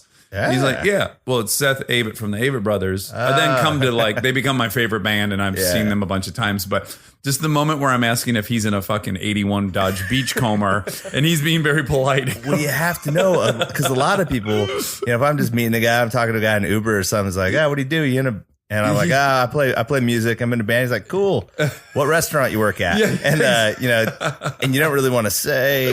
I'm like, no, I'm actually in like we do well. I don't want to brag. You can't brag. We're crushing. You can't really say anything. So there is, if you do want to get to know, we kind of have to. That's do pretty that much the on, line, right? Yeah, totally. And so we know when we meet somebody and they say they're in a band I've never heard of, I can ask like, oh, you got any shows come up? What venue are you doing? Then they give me a few of those. I'm like, okay. I know. I'm like, you're in a van, or you're either just about to get in a van to a bus, or you're in a couple buses. Like, I can kind of. And you're smart enough because you have the experience to know the venues. Like, I wouldn't have really known. Yeah. Like, I wouldn't have said, do you play Red Rock or whatever? Yeah. We played with the Everett Brothers at Red Rocks. Actually. Oh, you did? Yeah. I was supposed to go to the show a year ago at the Red Rock. Oh, dude, it's an amazing place. I've heard it's like the coolest place you could ever see. It pretty much is, yeah. There's a lot of places named Red Rock, though, but this is the Red Rock in... Morrison, Colorado, yeah. Yeah, Colorado. Denver, yeah. It's fantastic. I really regret not going. I'll make a point to go back if you guys are there. They'll do it again. But when did you switch from the van to the bus? What year was that? It was 2011. 2011. Yeah, so we did, and we were in a band before this. So we basically did 8 years doing 300 days a year in the van. Like we lived in the van. We didn't have houses or anything like that. You so deserve to be here.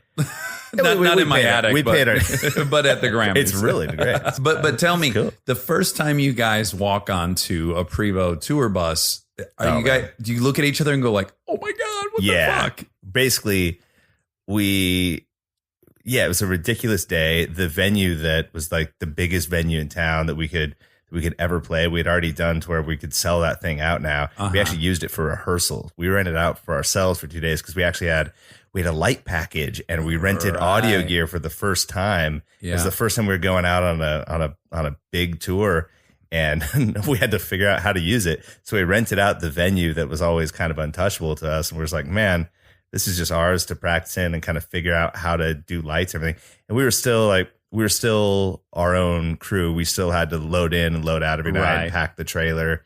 And, but we got on the bus and it was really fun. We tried to figure out the audio and we just turned it on, and our song that did not get big on the radio, but it was doing well in Portland. Yeah. We turned on the radio and it was right at the beginning. We started playing that song. We had brought champagne. Oh, I love it. We brought some Andre, and it was amazing though, because I was one of the night drivers. John could drive all day.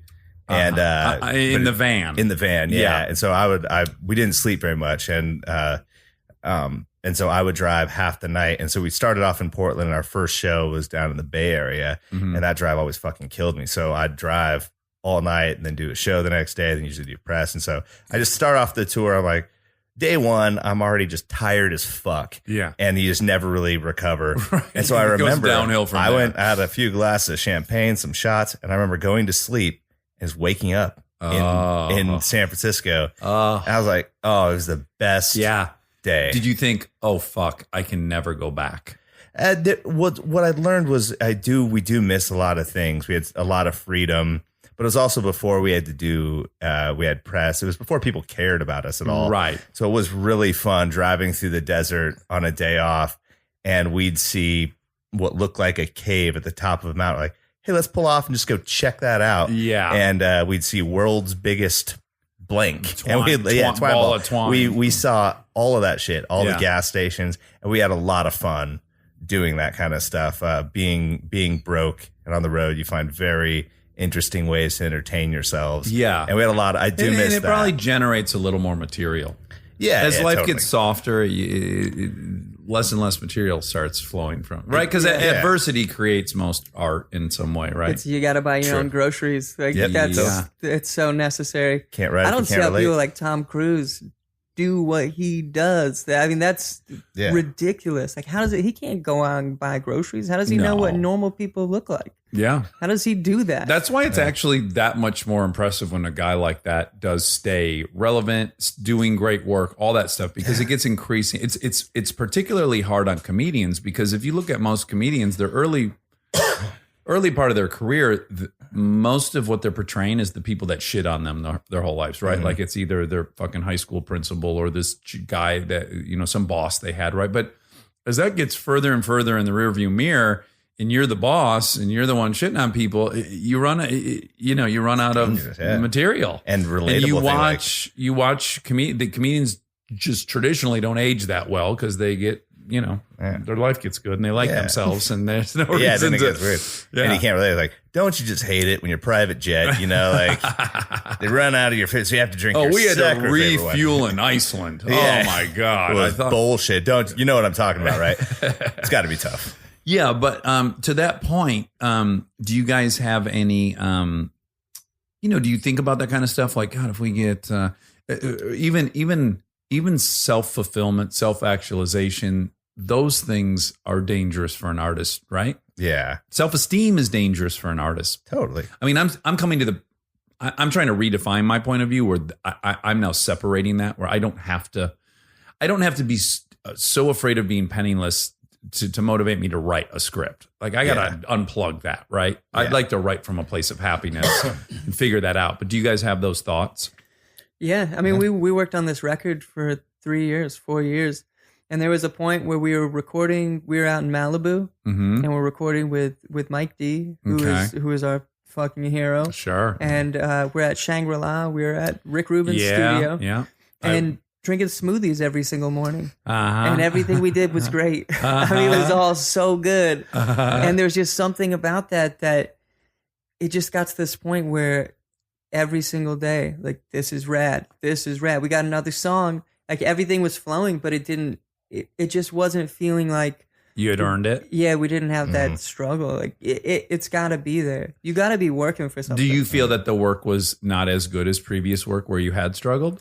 I thought it was rad. Yeah, I mean, the it was- stuff is really good. cool. So But you it do was believe you different. could work from a place of peace and happiness and you fulfillment. can. It just wasn't ready. wasn't we for weren't us. ready for it. Oh, you weren't ready for We're it. not ready for that yet. Yeah, I've had the unique pleasure of visiting, in fact, Seth out there at the Shangri-La thing. That's amazing, right? Yeah, I mean, yes. I my first thought was, how does one ever go inside this studio to record? Because you're in Malibu and it's amazing. Yeah, it was well because in there, I mean, especially if you're a musician, all the things that they have in there, Yes. it's like, dude, it's It's like a Smithsonian of it's- cool recording yeah. stuff. And everything you want, and that house is just perfect. did you interact with Rick a lot? No, he was gone most of the time. We Okay. only we didn't hang out with him at all. It was really funny though. We had You tried on his clothes when he wasn't there? I rummaged through his unmentionables. In fact, we recorded, most people don't know this, but the song Yeah. Rick's That's it. Unmentionables is literally Rick's Unmentionables. Yeah, totally. Crazy for this one, Rick. No, it was really fun and really amazing. But but yeah, we had to kind of take a step back and we totally, you're right. We weren't ready for that for sure. Yeah. So the last question I want to ask you is, I have to imagine when you guys are in Alaska and you're imagining what it's like to be any number of these bands that you look up to, right? You have a fantasy of what that life's going to be like and what you're going to feel about yourself if you attain that stuff. And then it starts happening. And do you feel like it has lived up to that? Or do you feel like, oh, wow, I thought I was like not going to have to brush my teeth anymore, but fuck, I still got to do that or I'm going to get cavities. I don't think we ever had we never really thought we were going to Accomplish anything. make it or anything. For some reason, I think watching Nirvana Unplugged, he makes a joke about breaking a string, and he just says something like, I thought we were a big, rich rock band. I thought we were supposed to have a bunch of extra guitars. And then he talks about specifically asking David Geffen to buy that guitar for him. And I was just like, oh, maybe for some reason I always thought that, but then I just figured that I was an idiot and that I was wrong. So I guess I don't really think it was that crazy. And now obviously, like, you know, meeting my heroes that are pretty normal guys. It's like, Some are disappointing, right? Some are. Yeah. I like the Absolutely. disappointing ones. You Yeah. do. Yeah, those are fun. Yeah. Because you get Like, to wow. chat afterwards about. Yeah. It's different. Way better stories. There's only been a few that I've been starstruck for. Weird Al Yankovic. Sure. Naturally. Yeah. Yeah. Big fan. And that was He's a awesome. super friendly guy too. Oh, on top so of it. nice. Yeah, He's he so- lives yeah. up to. He's exactly what you want him to be. He's not the Totally. bad version of this. No, yeah, he is amazing. He's like too nice and too cool. But I mean, I expected that. But that was one where I was like, gulp, and didn't expect that. And then we were in LA a couple years ago, and we always we were at the Line Hotel. We were eating, and Jay-Z and Beyonce came in with their entire family yes. on Martin Luther King Jr. Day. Oh, perfect. Like straight from church. So they were just completely dressed up. To the The nines. kids, the entire family, Yeah. they were fucking glowing. Yes. And I couldn't talk the rest. It was like I was the only other table in there. And it was them, their security team, and their family. Yeah. And man, they just Beyonce smiled at me, and Jake kind of just gave me one of these. And I was like, fuck, I don't even know what to do. It was crazy. He's my number one, just so you guys know. Jay-Z's unbelievable. Have you seen that documentary, Courting His Retirement Album, which was the Black Album? Yeah. And I had no awareness of how he made those songs. I was just a fan of them. And to see that he goes into a studio, he says to Kanye, what do you got? And Kanye says, I got 7 tracks. He's like, let me hear them. And he's like, all right, I'll take 3, I'll take 5, and I'll take 7. And then he fucking sits there and bobs his head. And then he goes, all right. And he goes into the booth and says those rhymes. I was like, this is not possible. Dude. Because It's so rare. That's it is my favorite thing in the world. It is every bit as amazing as Picasso making those paintings in 5 Totally. minutes at the end of his career. It's just mind blowing. Even if you don't like hip hop, you have to watch that documentary and just watch a fucking unicorn that lives on planet Earth today that we all get to see. Yeah, it's unbelievable. He's as good as it gets. Yeah, he's badass. So, just to finish up on that thought, though, you maybe are now, financially you could maybe not have to worry. Like you don't ever have to worry about getting that job you didn't want to get. Is there, can you absorb the safety of that, or do you still have fear about the future?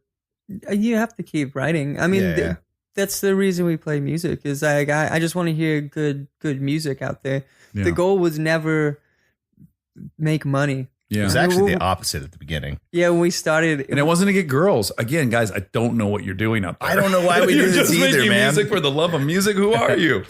well, when I first came to Portland, we went to shows, and seeing shows outside of Alaska, like you're seeing a show for $3, and you're seeing a band that you know.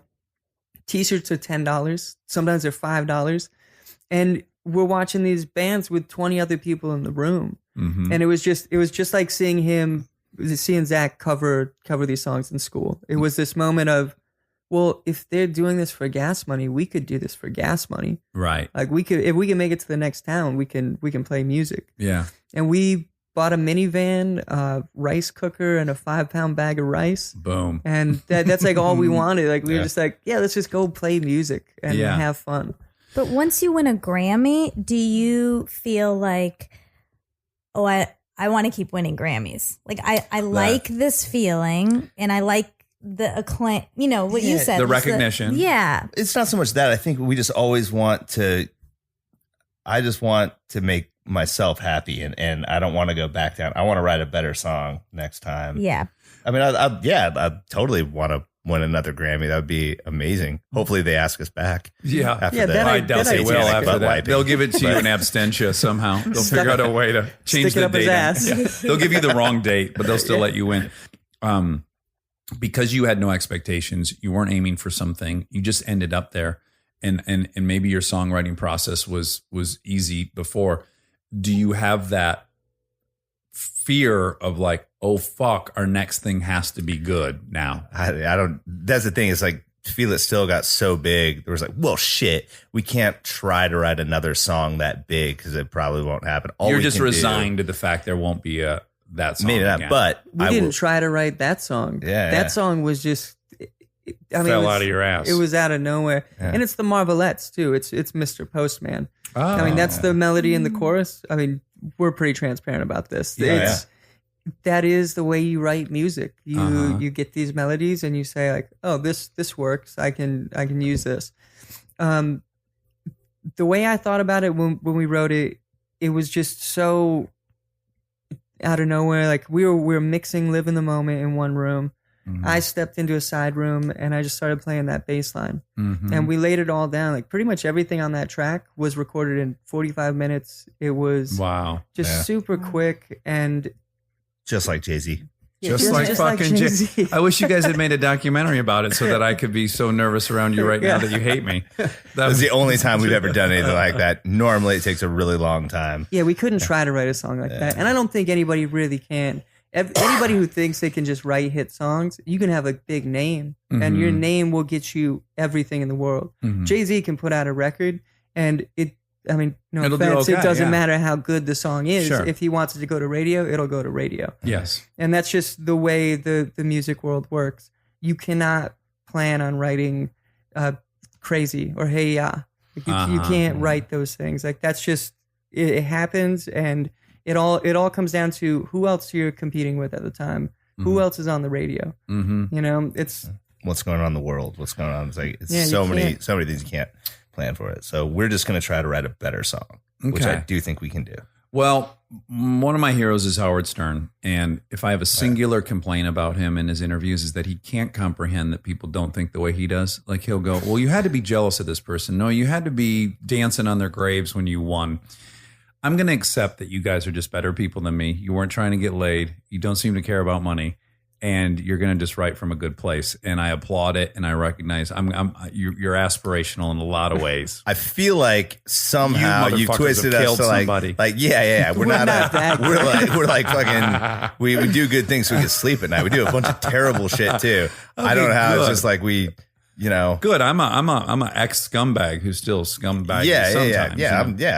I'm scumbaggish. Okay, but good. But because if someone tries to be you, they're going to fall very short, and then they're going to hate themselves, and it's your fault. because you did not let them see the skeletons. But that's I know, that's for a follow up. We're angels, whatever. Never mind. When you end up in that DUI picture, like Tiger Woods, I'm gonna have you back on. I'm gonna go, oh really, Zach? Oh, for sure. Explain this photo, I get motherfucker. fucked up often. Okay, Yeah, great. but- Do you think you have a healthy relationship with booze or an unhealthy one? It's pretty healthy. I'm a pretty highly functioning alcoholic. Okay, and, great, and great. it's In the way Bukowski was? yeah, totally. Okay, great. It's I drink too much, but eat You're still terribly. productive. Yeah. But Those sorry. are hard hurdles, aren't they? That's the shit I'm talking about. Like, and that's what I was getting to is I had this fantasy that if I achieved certain things or got a certain amount of money, that everything in life would be easy now. It would be downhill. But no, the fucking big battle all day long is you got to eat 3 times a day. And that is so hard. It is almost impossible to make the right choice 3 times a day, 7 days a week. Sure. Yeah. That's way too many options. Yes. Maybe like one thing a day. I can do one good thing a day. Yeah, and you're saying I at can't a do 3. nice hotel, you're going to go downstairs, they're going to have a fucking ton of great options. Totally. And I know they're going to have something healthy, but they're going to have something like a burger. I was Yeah, like, I want that. You never. I guess my point is, no one ever comes in and then they take the shackles of being a human off of you. Unfortunately, No, it'd be yes. awesome if they did, wouldn't Totally. Which maybe people like Tom Cruise, if you can buy an island and just live on it, just be No, like, don't allow cheeseburgers on my island. it? He has to make 3 good decisions a day too. Oh, man. and he's making God damn it. clearly very good ones because he's ripped at 50 Yeah. whatever years old. Yeah, he's still doing all right. All right, dudes. We love Tom Cruise. We love Jay-Z. Thanks for coming in and talking to us. I know you guys are busy. So come back and talk to me after you wipe your ass with another Grammy. Deal. Thanks, man. And now begins my favorite part of the show, Fact Check with Monica Patman. Dearest Armcharies, I just want to post a listener advisory for the Fact Check today. It has some very raunchy sexual talk. So if that's not for you, keep it moving. Love you.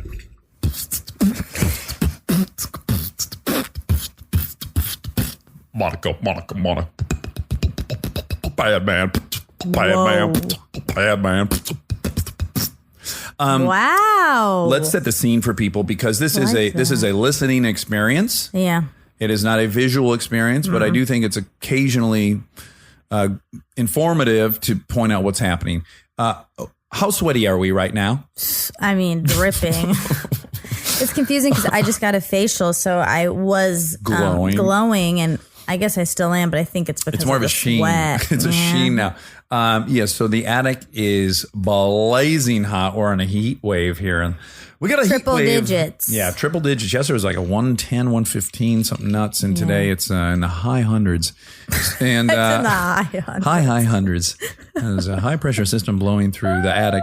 But yeah, it's about 10 trillion degrees in the attic. And whatever.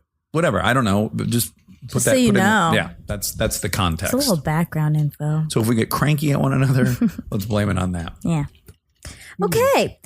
So Portugal the Man, they were so nice. Mm-hmm. I liked them so much. It made me a little disappointed in my own self when I heard how responsibly they were handling I their think they rock were star getting status. annoyed, or not annoyed, but I think they were like, no, you're making too big of a deal about how nice we are because we're not that nice. Right. Which means they are nice. I don't know. Yeah, it means you're extra I think they're nice humans, if so you- my hunch is they do have skeletons. Of course, everyone does. The Alaska State Trooper Show.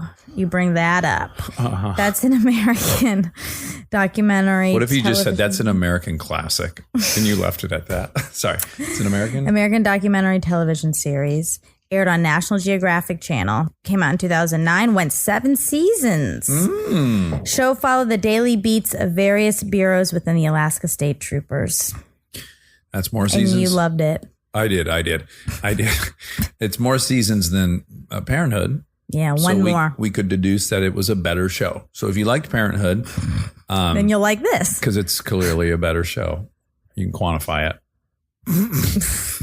Yep, that's what we're saying. That's what we You heard said. it here. Yeah. Okay. The Iditarod came up many, many times.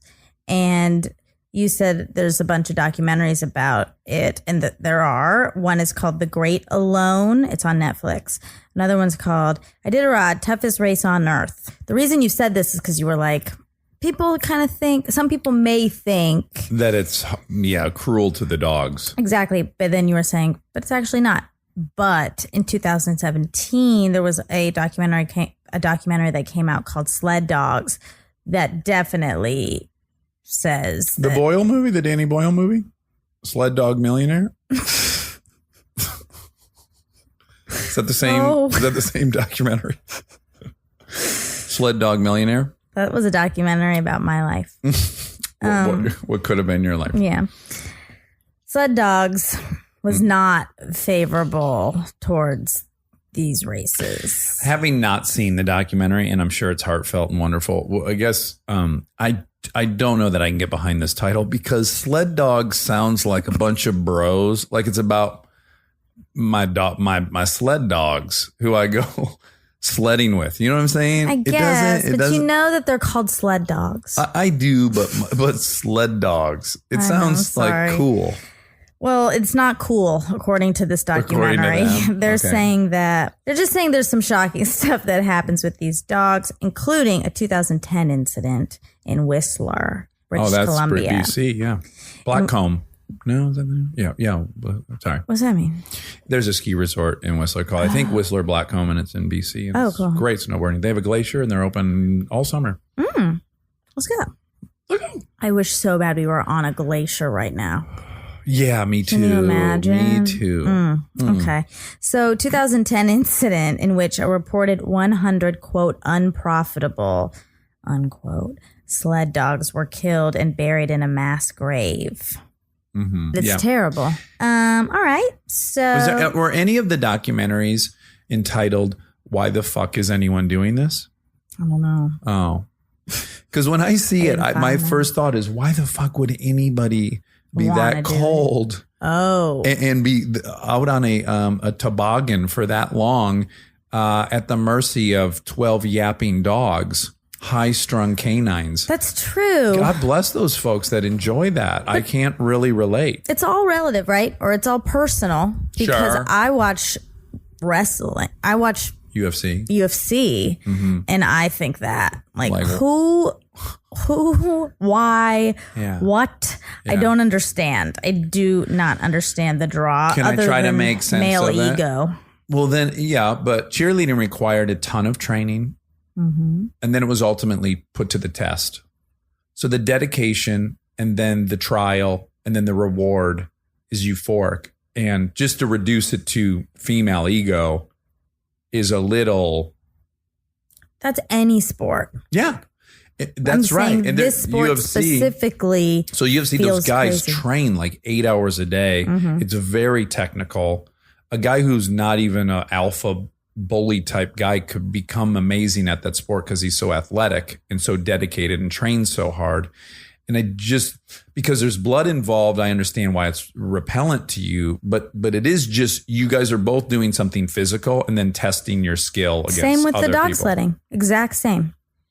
You just see that and you think why, but it's the exact same situation. I watch UFC and I think it's a silly use Uncomfortable. of people's strength. Yeah, to hurt each other. Yeah. I get it. Okay. How many dogs are on a traditional dog sled team? They had said 15 to 20. The 16 dogs is the answer. 16.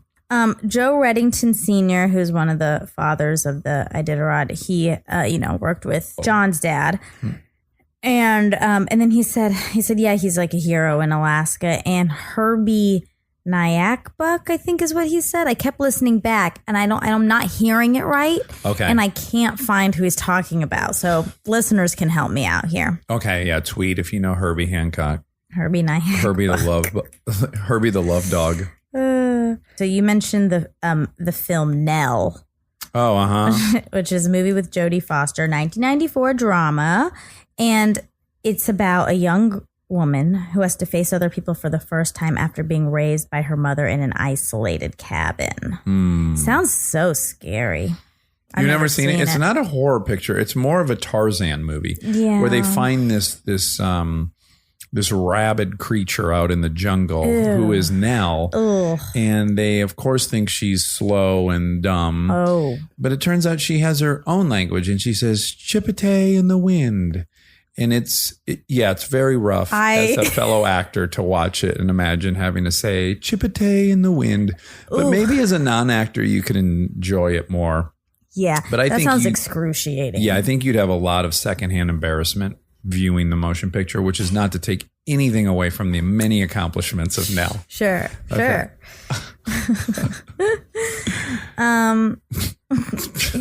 Zach mentioned the high rate of suicide in Alaska. It is quite high. It's staggering. It bounces in and out of the number one in the country. Who's it neck and neck with? So according to one of these studies, Wyoming, which was surprising to me. I don't get it, but yeah.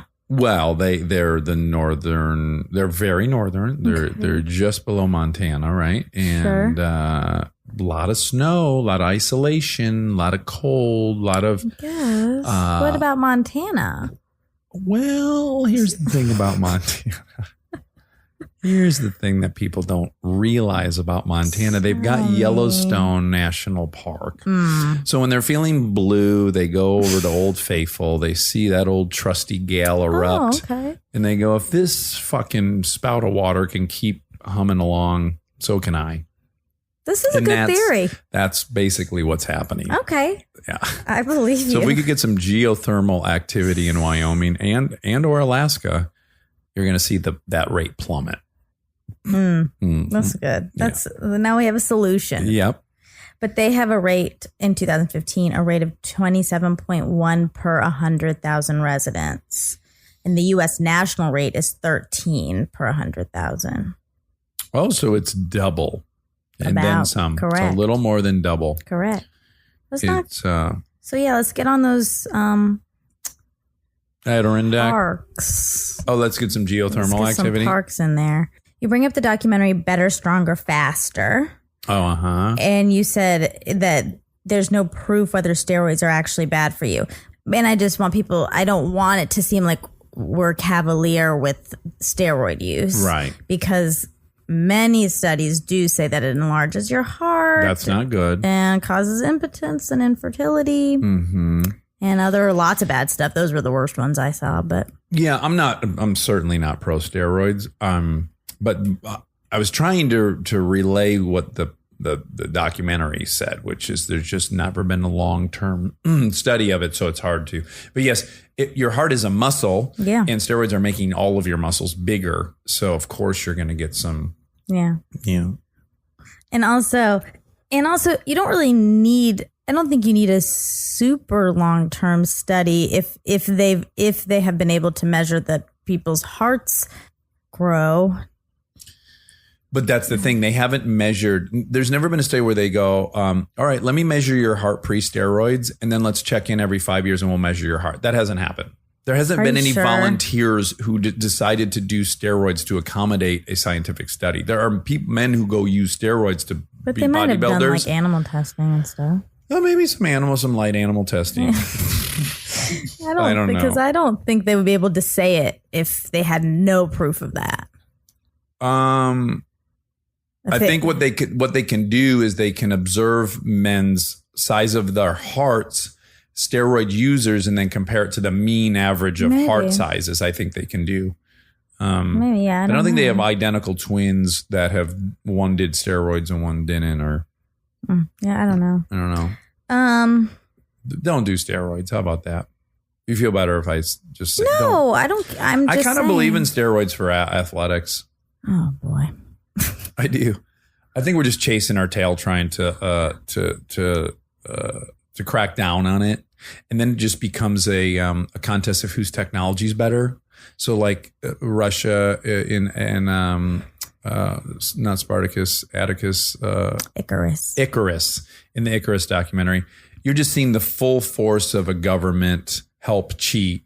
And how is Guam going to compete with that? So really all you're doing, No, but that's you're not cracking down on steroid use. You're cracking down on people that don't have enough money to have a program that's successful. But it's saying one group is doing a bad thing, so everyone should just do bad. Everyone can just do bad things. I know That's not it's tricky. great. It is tricky. Yeah. It's very tricky. It's a utilitarian Kant argument. Yeah. Yeah. You also said beta blockers don't do anything but prevent your blood pressure from rising to a certain point, which that is the purpose of them. But you can pass out if you're on them and you don't need them. So you're saying if people who want to pass out should take beta blockers? Yep. That is exactly what I'm saying. Okay. Her message received loud and clear. I'm not. I'm just trying to Did be you ever do that careful. in your? Yeah. I appreciate it. Okay. And you care about people, and it's one of your nice qualities. In high school, did you guys ever pass each other out? Ugh. I never did it because I was too scared and not able to be peer pressured in. Right. But people did it. Yeah. Yeah. And we did it in our junior high. Of course, I don't advise anyone do it because you're gonna bonk your head eventually. That's what happens. You shouldn't be passing out. But would you prefer that the teens were? Because what we would do. Well, maybe I shouldn't even say the strategy because then someone might kind of repeat it. Yeah, but, actually, no. But I'm just gonna say it. We would breathe in and out excessively, like bent over, and then you would sit up really quick, and someone would put their hands over your neck, and then you would pass out. And I guess if you were given the choice, let's just say that they're gonna do it. Would you rather have them take a handful of beta blockers or go mechanical with their technique? What would be your preference? I guess beta blockers. Yeah. Okay. Ugh. Okay. In explaining, when John wiped his ass with his Grammy, kind of, which we now know is not really what happened. He was like recreating. He said a Liam Gallagher moment, and I didn't know who that was, and that is the lead singer of Oasis. Mm-hmm. I'm sorry, you know the song Wonderwall. Yes, I love. Duh, of course I know Wonderwall. Okay. That was such a huge part of your high school, what grade? High junior school. No, probably junior middle, school? junior school. Yeah. I think middle school. Yeah, my Wonderwall. Is that how it went? Yeah, but I love that song. Yeah, it's a goodie. Yeah, I really like it. There's a very kick-ass documentary called Hellfire Hurricane about the Rolling You said Stones. it in our thing. Oh. And it's actually called Crossfire Hurricane. Crossfire Hurricane. Yeah. That makes more sense because that's a lyric from one of their songs. Crossfire. But that documentary, because obviously I was not alive when they were going around doing press and whatnot, but they were so... fuck it. I talked about it with them, right? They were so despondent in every interview. Yeah. They were such shits, but it was punk rock. Like young people loved it. And before I saw that, Oasis and Blur, is that who they had a kind of a rivalry? Oasis and Blur. And they were both shitheads in interviews. And I just was like, oh, these guys, get over yourself. But then after seeing Crossfire Hurricane, I was like, oh, this is kind of a tradition. And they're kind of doing what the Stones did. And then it was easier for me to handle. Oh, that's interesting. Yeah. I didn't know that he was the lead singer of Oasis. Okay. Now I know. You said you were making a joke, and you said, quote, I was 69ing a trophy, and then I went to ATM. Oh, sure. Yeah. What does that mean? Well, I don't know. Well, I mean, I said know it. what it is, but I just don't know that we should include it in the telecast. Yeah. Tell me. I'll ATM decide. stands for something to mouth. Oh. Mm-hmm. That's what you're not going to say on this to podcast? mouth. Ass to mouth. Yeah, that's kind of rough. You said so. My mother listens to this podcast. Oh my God. I can't believe that's the thing you decided to censor. You don't think it deserves censoring? I mean, it's a very 69ing is earlier in that sentence. But 69ing is like holding hands. It's almost cute. It's almost exclusively done in your late teens and early 20s. It's not like you're never going to walk in on grandma and grandpa 69ing. It just gets retired. It's like you want to... You're probably not going to walk in on them doing some ass to mouth action. Well, I can't speak to that, but I'm just shocked to my core that you had some reservation. I'm starting about to saying think you don't know what I'm saying. No, I know what you're saying. Well, walk me through it. No. It's so innocent, but you can't actually walk me through it? I did not say it was so innocent. I said of all the things you say, not me. I don't say very much gross stuff on here. Okay. Or controversial stuff. Well, whatever. But you do all the time and you love to do it. So I'm think shocked. sex is a party. So then why wouldn't you say it? That's my Because whole I point. am sympathetic to the fact that many of our beautiful armchairies, God bless them, Maybe I don't know what are you mean. not. It means butt fucking and pulling your dick out of the ass and sticking it right in the girl's mouth and getting head while you were butt fucking. You didn't. I did not know that. Didn't. I knew it. No, I didn't. I knew it. But I don't think most of the people would think that if they heard that. To me, that's what could ass to mouth mean? Eating someone's ass. Oh, yeah, that does make a lot of sense. Yeah. That makes the most sense. Not incorporating all this other stuff. Okay. So you're right. With your interpretation of ATM, I would have easily said that because I said it in a movie I wrote. Correct. But I would not have put anything in Chips that said ass to mouth, the dick moving from ass to mouth. Well, yeah. Okay. That would have been too far. Okay. I will say, when this goes sideways and people are mad about it, I did warn you it was hot in here. It is very, very hot. Okay. So Zach had said for the Grammy that they won, they were up against Despacito, which was like big. Yeah. And I wanted to know what else they were up against. Something Just Like This by Coldplay and the Chainsmokers. Great. Thought maybe you were going to sing it. Thunder by Imagine Dragons. Okay. And Stay by Zed and Alessia Cara. All right. Yeah. Well done, boys. They beat out a lot of good songs. Yes, they did.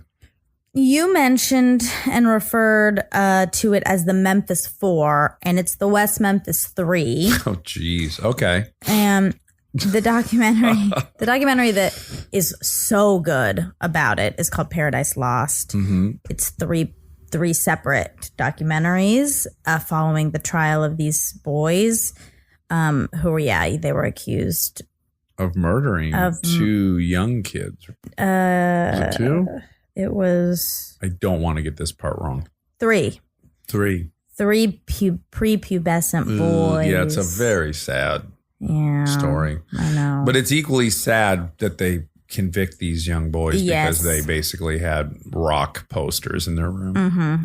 I don't like that happened to those boys. No, me neither. All 6 of those boys.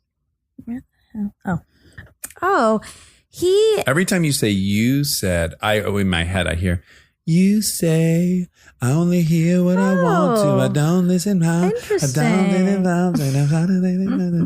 turn the radio up, I turn the radio out. Lovers in love and the others run away. Lovers in...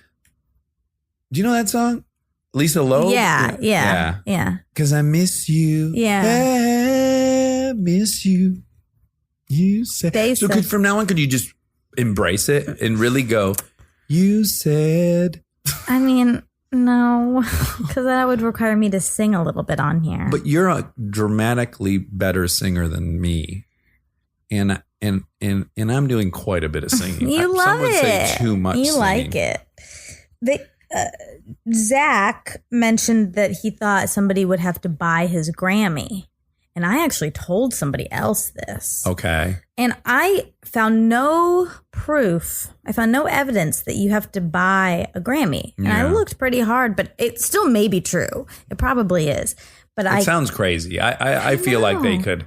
Do you have to buy an Academy Award? No. Then probably. But you do have to buy your gold medal. That is true. That's true. And there are countries that they're underfunded, whatever. Right. That is true. Mm-hmm. So then maybe this goes back to steroids.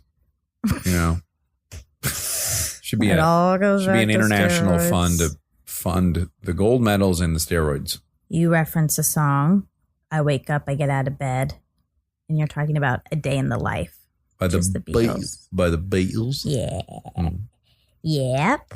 We already talked about Crossfire Hurricane, 2012, Netflix, iTunes. You can watch that. So good. You can watch it if you want to. Okay. I was born in a crossfire hurricane. Oh, that's it? I don't know. I think so. Oh.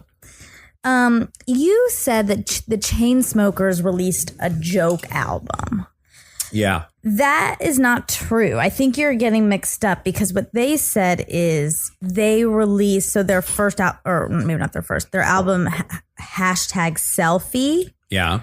In one of the singles, which was a song about social media and suggested that women are somehow more vain and annoying than men. And they were making a joke, like the whole album, I guess, was making fun of people who do that. And so he was saying, we made a novelty record that was, in my opinion, one of the most clever records ever made. Obviously, not everyone got the joke. So they weren't making like, oh, we'll just like put this weird, what you were sort of. There might be two different, they might have done two different things. They might have done something lyrically that is exactly what you're saying. But the thing that I believe they were describing on Howard Stern was that they had recognized that all the hit songs of the last 2 years had the exact same predictable beat. And they purposely just put out an album of this predictable beat thing. Like they had cracked the code. And then they just did it to prove that it would work, but they don't like it. But it did work. Right. I feel like the story they were telling. Yeah, it's kind of in keeping with this a little bit. I think they're like, because I guess they also got a lot of backlash of like, these guys are just bros. And they were like, that we're literally making fun of people who, So it's kind of the same, I guess. But that was interesting. Yeah, both things could be true. Those could have been the lyrics on the album they were being. Right. Yeah. Yeah. He mentioned Wyden Kennedy ad agency, who helped with that car video that you were talking about. And I know Wyden Kennedy. Oh, you do? Because have you shot a commercial for them? Yeah. My first commercial here I did was with them, and it was definitely the most What creative was the product? herbal essence. That's a hair washing shampoo, conditioner. That's a line. chutney, like It's a salve. it's a salve, kind of like a ointment. Hair ointment. We were mermaids in that commercial. You were? Mm-hmm. Did you swim? No, we couldn't swim. The tail was so heavy. You would have sank. Yeah. Oh, we did have to swim a tiny bit in the commercial at the end. did? Yeah, I did not want to. I'm not good. I'm not a good swimmer. What was the top? What the Situation? top was? Yes. It was shells. It was shells. Yeah. Wow. Sizable ones. Yeah. Really quick. They were glued onto us. Whoa. Who got that job? Yeah.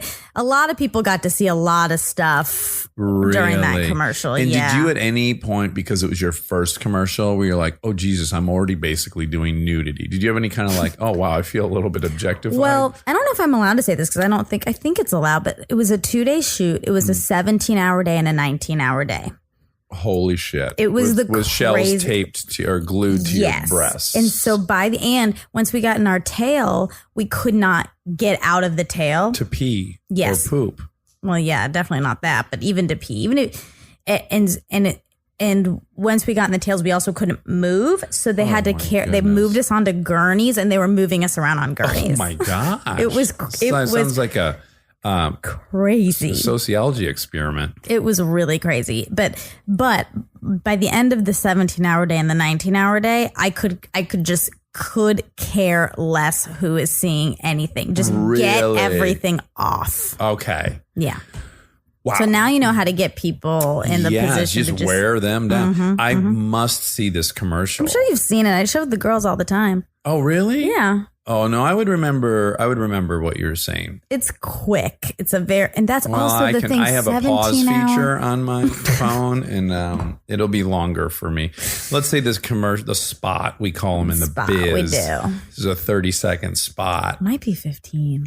Even a 15-second spot's going to become about a 4.5-minute spot for me. Okay. All right. Okay. Am I allowed to talk about Yeah, of course. that? Yeah, Okay. you didn't sign an NDA. I probably did. Nah, I don't think you did. I sign them all the time. And For I don't, the audition, yeah. not for the shoot. I don't think. It was so many years ago What are they going to sue you about? that I said that we weren't. In fucking what you were in? Yeah. And that it was hard to. Yeah. It was so fun though. It was. I mean, yes, like I don't think I've ever felt like exhaustion like that, but it was so exciting and so fun because it was my first commercial here, and it was like the craziest commercial I've ever done. Yeah. Still, yeah, it was really fun. You mentioned sabotage in regards to this like video. Yeah. And that's a Beastie Boys song, and it was directed by Spike Jonze. Who's a beast? Yeah. John said they recorded with Mike D at Rick Rubin's studio, and Mike D is Beastie Boys. Of the Beastie Boys as well. Yep. And you can see Shangri-La on the Avett Brothers documentary on HBO. Yes. The Rick Rubin studio. They record there, so then you can see it. It's interesting. It's really cool. Yeah, it's pretty cool. You mentioned Picasso making art in 5 minutes at the end of his career, and I think, you might be referring to, maybe not. There's like a famous story about a woman who goes up to Picasso in a restaurant and asks him to scribble something on a napkin for her, and that she would pay whatever it was worth, and he did, and then he said that. And he said it's going to be $10,000. And she said, but you did that in 30 seconds. And he said, yeah, but it's taken me 40 years to learn how to do it in 30 seconds. Yeah. Maybe that's what you were talking about. Yeah. Tom Cruise is 56 years old. Doesn't look a day over 36. Yeah. He looks good. Looks real good. That's it. Did you ever have a crush on him? No, never. Oh, wow. Okay. So we found one. Never. Good. There is one. Even before his crazy outward craziness, he doesn't do it for me. He does not do it for you. Mm-hmm. I understand that, and I respect it. And again, what a fun time at our live show. Yeah, so fun. Those folks, they were the nicest. They gave us the nicest evening imaginable. Yeah.